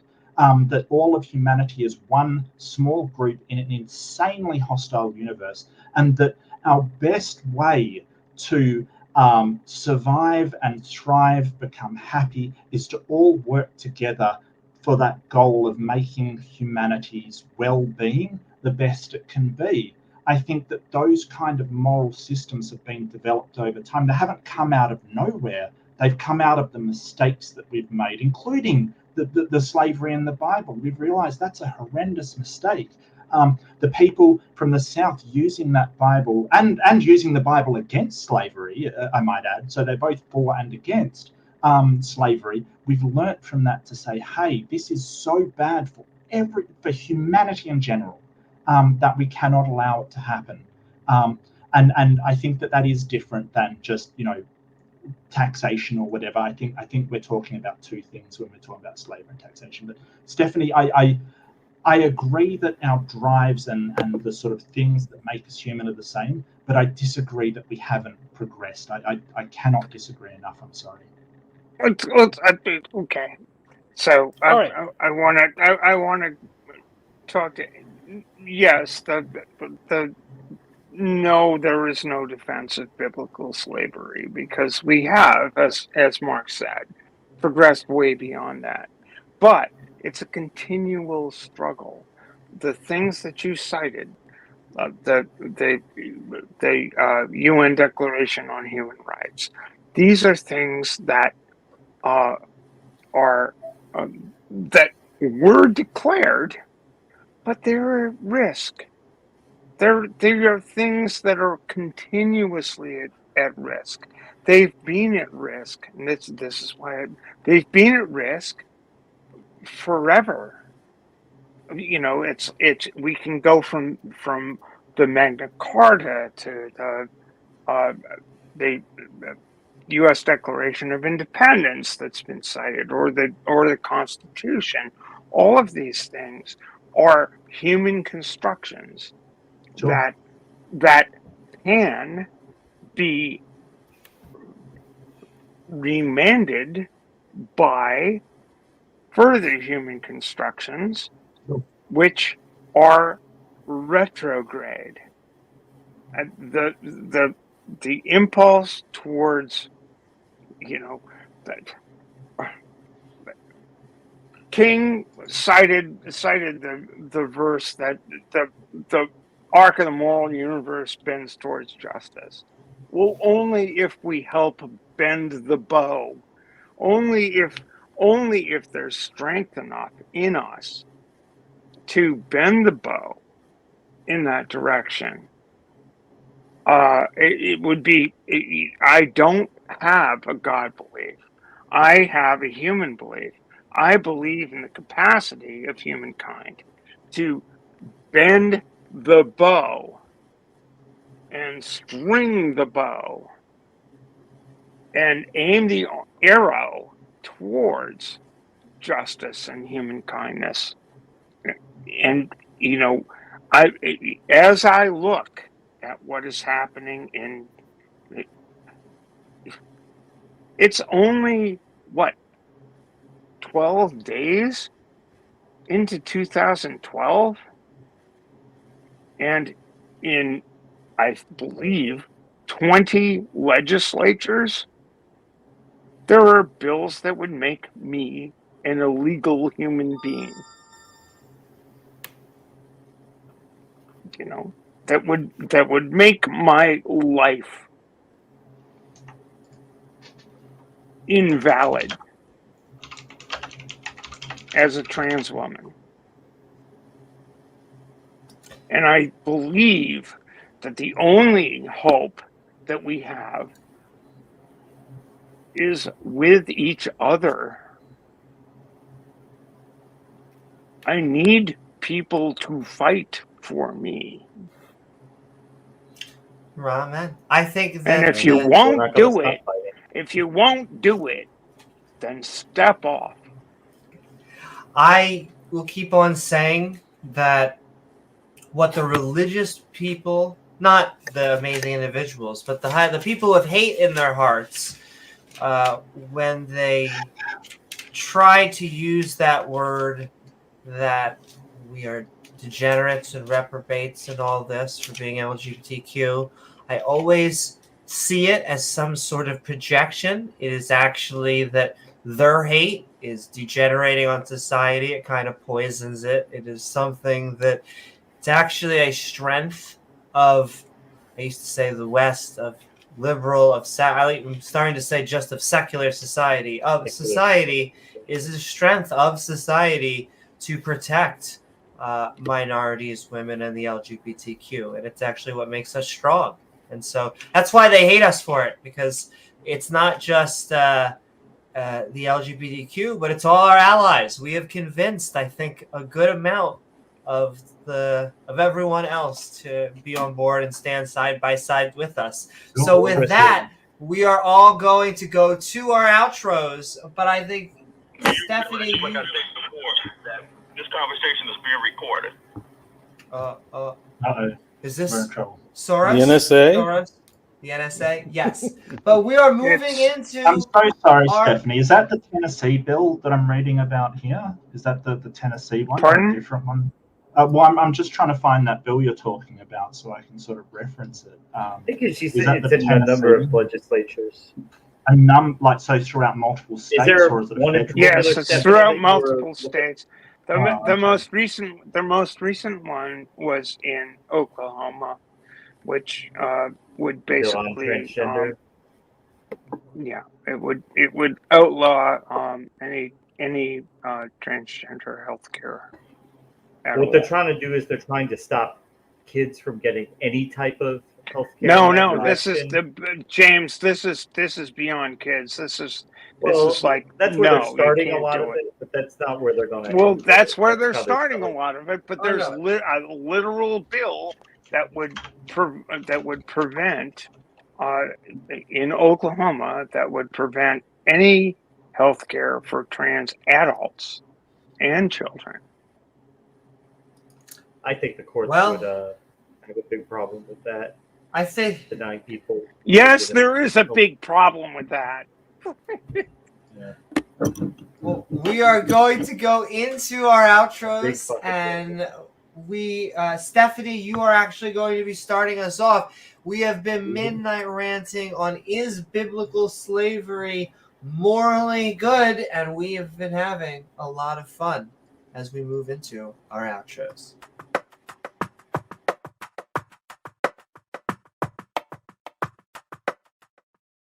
Woo! Thank you so very much, Stephanie, for being here with us. And we had a very lively, enjoyable discussion. And thank you for midnight ranting on is biblical slavery morally good? What do you got going on out there on the interwebs? And what are your final thoughts? Biblical slavery is not morally good, and in contemporary slavery to biblical ideology is not particularly cool. I got nothing going on. I'm trying to survive a broken down car, this broken down ragged Ford, and I'm just sort of hanging out on the interwebs and being grim. Cantankerous. Oh my. Places. But thank you so very much, Stephanie, for joining us on the panel. And all right, we're going right down the list. I feel bad, like I have totally said your name wrong at least once, but I keep on playing it off. But Alicia, I hope that you have had a fantastic time on Midnight Ranting. Is biblical slavery morally good? What do you have going on in the interwebs, and what are your final thoughts?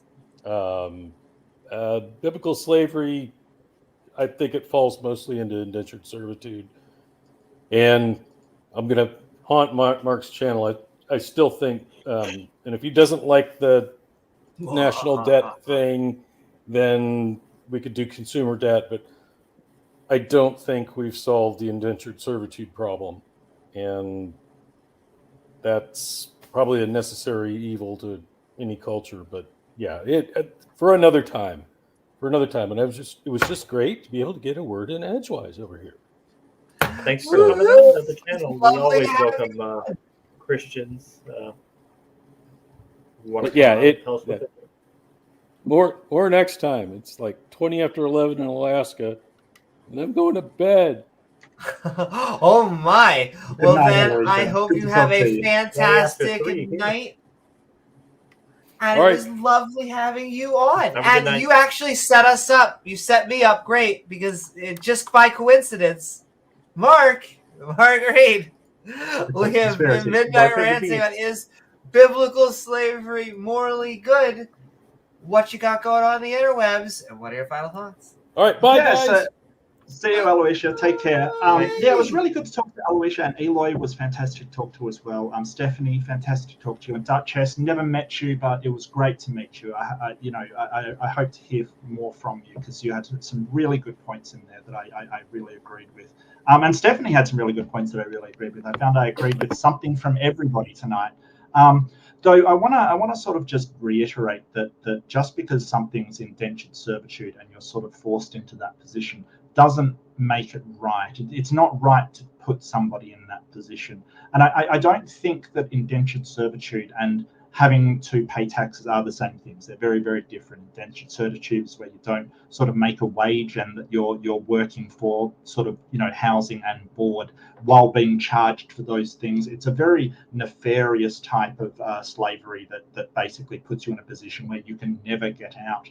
I think that there's other parts in the Bible which rise well above indentured servitude, especially being able to beat your slave, being able to sell your children, or rather your female children specifically.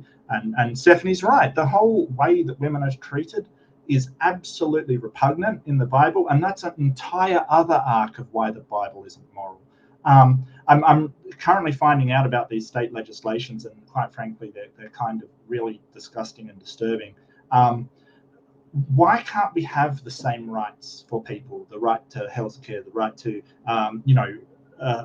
choose where you want to work, the right to choose whether you want to stay in a country or not, the right to autonomy, the right to choose what is best for yourself. These rights are not to be given over to other people, because that is the very definition of slavery. And those people ages ago are not to blame for what they understood in their society, in their culture kind of thing. But it's the people that sort of say, hey, it wasn't that bad these days. They are responsible for the position they're taking, because they bloody well ought to know better. Owning somebody else as property is never morally good. It never is. There's no circumstance where that works out well, either for your slave or for the master that's sort of using them for labor. It just doesn't. It's a horrible I like system. this guy. Yeah, so that's my opinion. What am I currently doing? I'm currently trying to get as many debates as I can. Amy, reminder. I'm trying to set up some interviews with people, get some sort of content going. On Tuesday nights Eastern time, I do something called Aimbot, which is Am I Morally Bankrupt or Them, which will take situations off a Reddit channel to see who's in the moral right, who's morally correct and who's morally wrong, according to my particular version of secular humanism. And you're very welcome to disagree with that all you want. But I just do it for fun, because it's not as heavy as, how was the universe created, or, demonstrate evolution, or any of these other heavy topics. But I like doing it, and so I hope you'll join me. I'll throw my link in the channel, and it's good to see all of you. Sort of Hillary's emails, and I think Materius Dan and Titan Uranus I saw. It's so good to see all of you. Beamsy, I wish you could have come back. Much love to Caterpillar. I got to give a big shout out. She is they are wonderful. I do apologize. They are wonderful. Yes, so good to see you all. Amy, James, love you. Thank you for having me on. It's been wonderful. Thanks for coming in the after show. Oh, and, my pleasure. Being in the debate for whatever. Yeah. Oh, yeah, I'm so sorry. I wanted to be there beforehand, and it was just got caught up, and I was like, oh no, and ran home, saw what I could. But I did go in and poke Praise After in his channel for you. So yeah. Oh my. Yeah. That was fun. So if you want to, come on my channel and watch that. That was fun. That was interesting and entertaining. Once again, you should come on his channel. All right, at this point, the maturity bar is completely gone.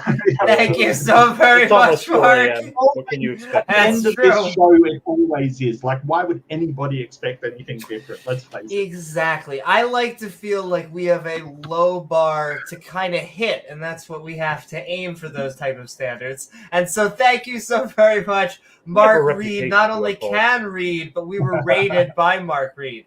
And so thank you so very much, Mark.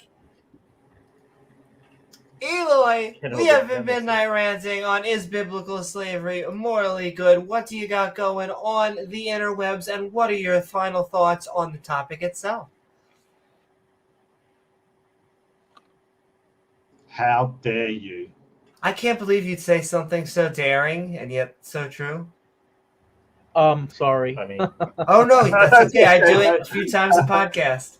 I wanted to say thank you, Amy, for doing this, and for the conversation. James, for the original debate earlier this evening, and the back and forth that you had over there. Obviously, as I always say, I'm not on, in terms of the religious part. I'm completely not on your side, but I am on your side at the level of these things that we've talked about. And you did mention, James, that you were a humanist, and that implies, and you implied a lot of individual whatnots that we hold dear in a roughly general. And I could be wrong, but I think that that's you were mentioning a lot of those things, and I couldn't agree more.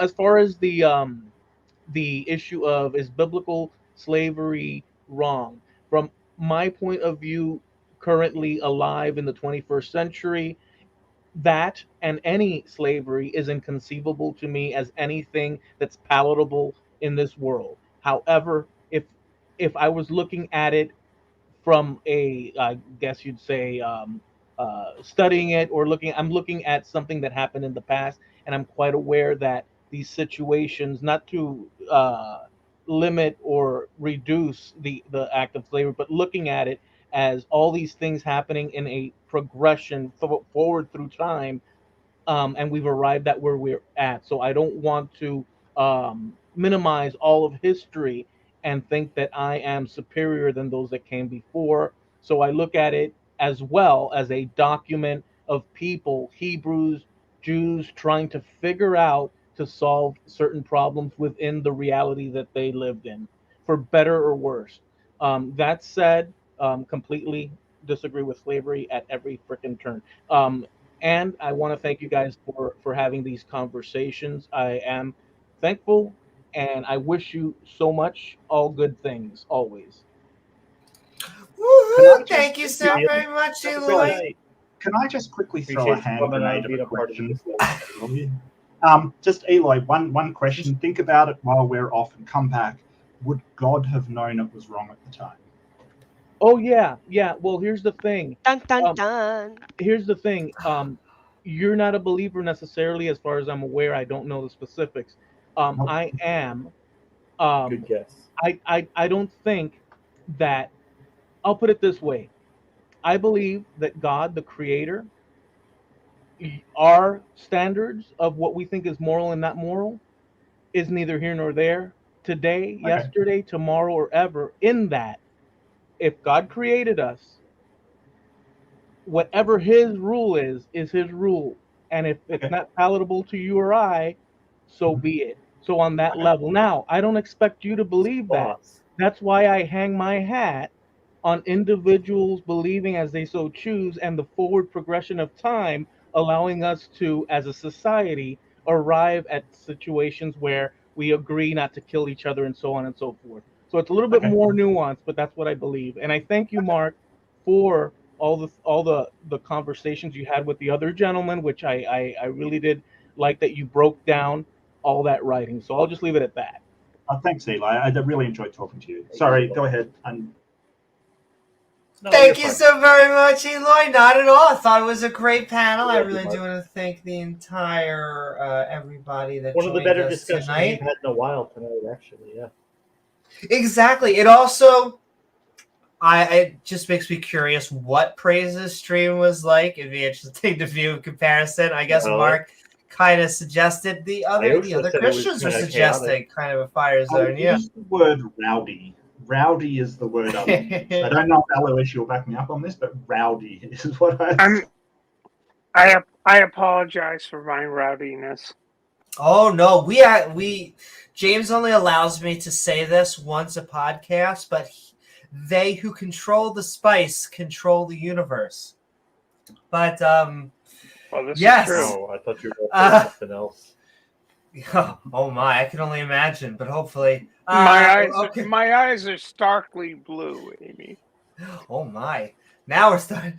But we only got really 2.5 because I'm just shilling at the end. Let's get Mark's lovely great, but also Duchess of Punches. That's right, Mark is going twice.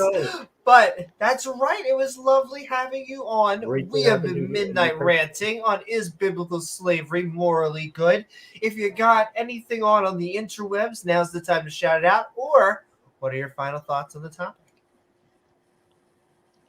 Sorry, am I? Yeah, okay. So my very hot, spicy take is that slavery bad. No, thanks for Super spicy. Sue. I wanted to drop the the cannonball there. No, thanks so much for having me on Open up and the for this can. being so like accessible. I didn't really, I don't know. It's the first time I've ever kind of jumped on. I've spent some time in like the Discord debate sphere, and people get pretty pretty actually spicy if they hear a woman. So I do actually want to thank Eloy and Alucia, I think, for well, and everybody that was on the panel, but specifically if I've talked to people who are religious leaning, they tend to have a very kind of jump down your throat as fast as possible kind of stance on things. So thank you very much for even just being respectful. Mark, it was great to have a discussion with you. I've really enjoyed your kind of Your mentor. rhetorical strategy in the past. Yep. I think my ending thoughts on it will be that I always like to think of things as, okay, can this offer an explanation while also not excusing whatever it is, the behavior, right? So can we look at things through our lens and say, yes, this is abhorrent, this is bad, but what are the kind of social factors that allowed this to occur? It explains it, but it doesn't excuse it, in the same way that I think a person should still be held responsible for murder or any other crime. They can have things that go on in their lives. It can explain but not excuse. And I think, yeah, I'll pretty much end it on that. Sorry for babbling. Thanks, No, everybody. not at all. Not at all. You, Thank you. in fact, it's the theme of the show is ranting. And so thank you so very much, Duchess, for coming You do on. several shows a week, so you're always most It's of them are open kind mic, of so you're always I welcome to love come on. you. It's kind of I love you, I forgive you. I mean, we can do that for the people in our past. I love you, I forgive you.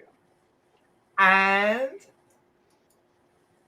I think it is the headliner of the night. It is the Oh boy, here we go. reason why we are here, which is Gizmo. But we're also going to hand it to James W. So James W., we have been. See Gizmo. That's right. Well, we have been midnight ranting on is biblical slavery morally good. I thought it was a fantastic debate.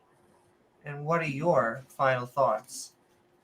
Well, thanks everybody for coming to this awesome after show. Yeah, it was a fun debate. And it was a really good discussion afterwards. Like I said, so I think it's one of the better panels we've had in a while. Lots of robust discussion, lots of, these topics have a lot of nuance. It's such a big topic, and there's so many other things that it just kind of ties in with everything that you can go down, and so many tangents and rabbit holes and things to consider. It really is quite a whopper, but I think we got to discuss quite a lot of it tonight, which I think we all have our basic agreements that slavery is bad. It sucks. And if we can at least agree on that, that's something we can build on. And if we can't at least accept that, well, I mean, we're says something about the future, but I like to have an optimistic view that we are moving in the right direction. So thanks, guys. Have a great night. We'll be back probably later in the week for another show. Thank you so very much, Gizmo, and also James W. But yes, I'll give the same shout out. The actual man behind the scenes. We need to take Gizmo. I was gonna say on tour, but at least make shirts or something. Make merch. Thank you, Sea Science. He is an amazing cat, and Amy's got a couple cool cats. And see, over there too. Who says that we cannot agree? Come to an agreement. Atheist or theist, we like cats. I think she's Buttercup is tuckered out after running everywhere. But yes, I also just want to send the quick shout out that I've been doing and growing. If you are a channel member or Patreon, you have access. I'm going to do a trailer because I feel like me saying it isn't even enough. I need to do like a, hey, supporters, guess what you gain access to? It's a show. We actually produce a show for you. Whatever topic that you want, we just hope that you're sharing expertise and experience with our audience, with the community. And we will do all the fancy work. How much time you get depends on the tiers and all that. However, if you would like to get mass produced by someone who has both of her parents are space lizards, that is how that works somehow, then you can help get produced. And so I'll help you make your podcast or whatever show that you're into right down below at Fiverr. Unrepentant sodomite. An unrepentant. Well, you know, I think you can tell a lot, not always, but like by the photo that that you get right after being arrested, and I think mine says everything. Attempted sodomy. I mean, if you guys could have just given me like 10 more minutes. I was gonna say 15 minutes, 5 if he's Yeah. probably into it and doesn't have a lot of expertise with other people. So what am I kidding? 30 seconds. Anyway, what are we talking about anymore? We were talking about midnight ranting. We have been having a fantastic time. There was a few other. I'm gonna go over quick. This is like the extra because I don't like. This is the extra bonus round. I don't normally do this, so I'm gonna put James W back on screen. But like I have notes, and so here's what I have, and I just want so the slavery the praise after James. He went over first, no race yet. So like that was like a thing, and he went real hard on loving your neighbor. Also, BT Dubs, I checked out that PhD guy that he like quoted a bunch, and it turns out that it was a senior professor of Old Testament studies from Gordon Conwell Theological Seminar. Yeah, so I'm sure most of these people he's quoting are devout fundamentalist Christians who are not exactly looking at it. He criticizes us for using liberal scholarship, but as yes, if and I could have picked any. I just picked a random. He made like a present to go like doctor, and my first note was like they not to get too political, but they jump all over like Dr. Jill Biden because her doctorate is in education, and that you are a doctor if you have a doctorate. But then they're they better make sure that you know that Kent Hovind is like a doctor in like his ABCs for like kindergartners. Fantastic. But yes, and then there was you mean him and Matt Powell play doctor? Is that yes, a little bit different. Slightly. I'll end on like the off-topic thing because I'll say like the spiciest thing that I got written, I think, from this whole debate. He got really angry at one point, and he was like, "You know what? I think James, if you're gonna say all that, well, I think you just have a trash morality." I put that in quotes because I thought it was funny. That you must have hit a note where he just kind of like he was trying that when he kind of got a little, he broke his composure a little bit, like he got angry. Yes, he got a little bit angry, and then to illustrate this, and then I'll do my final my thing, my outro, whatever. Just sending love to everybody because we do love everybody. Is that after he did this is when he made the point. He said, and I quote, "No good reason to torture and kill babies." And all I could think about in the back of my head, just, for the 11th million time, I'm like, yeah, that's really good. I feel like there is no good. James, can you think of any good reason why a group of people, babies, would get tortured and killed. I just can't put my finger on it. Yeah, those were just some of the notes from the debate. The thing that I think that sticks out was, his saying that the massacres were not real, that those never happened. But the Bible says all loving, love your neighbor, even though the next page it says to massacre your neighbor, but that didn't happen. So it's all love. Exactly. And yes, we agree those massacres did not happen, but it certainly portrays it as if they did, and it was good that it happened. Yes, and it's just because the book says like don't kill here, and then it goes on and it kills, and then they kill, and then they like kill some more, and then they're like yeah, but don't you see?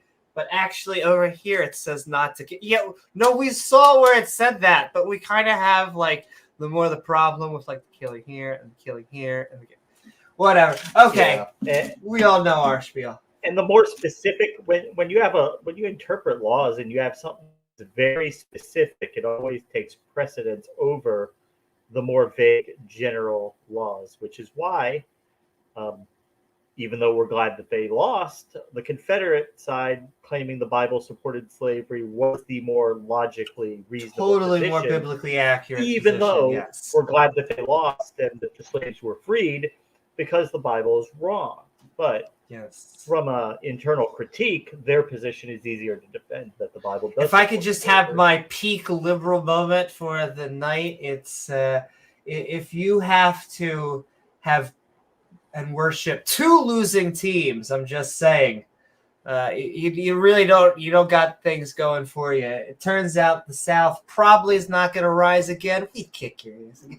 But and it turns out that if you need to worship Mustache Man, you might need to make like your what is that? Oh my God, we're just kidding. I love everybody. Sponsored by Coca-Cola, Hug a Bear. Anyway, he's like, oh, did you know that the Jews, they'll never be enslaved again. They'll never be forced to do labor again. You could never imagine them being carted off to camps where they'll be forced to work to death. I mean, you can't imagine something like that, could you, Amy? Could you? I to quote the philosopher Cartman, I feel like they would have to be sent to a camp to concentrate. I feel like that would, I feel like that's been done. They would never be like forced to do labor for somebody else. But okay, I think that we've already know what the skeptics and all of the atheists are. In fact, I hope you all had a good time on this midnight ranting. We certainly did. That was great. We had a good time. Is biblical slavery morally good? As we threw an after party inspired from the Standing for Truth debate between PraiseIam with our very own James W. on is biblical slavery morally good for a good time worth enslaving your neighbors. However, I do want to thank my co-host, James W., along with our guest, ding, ding.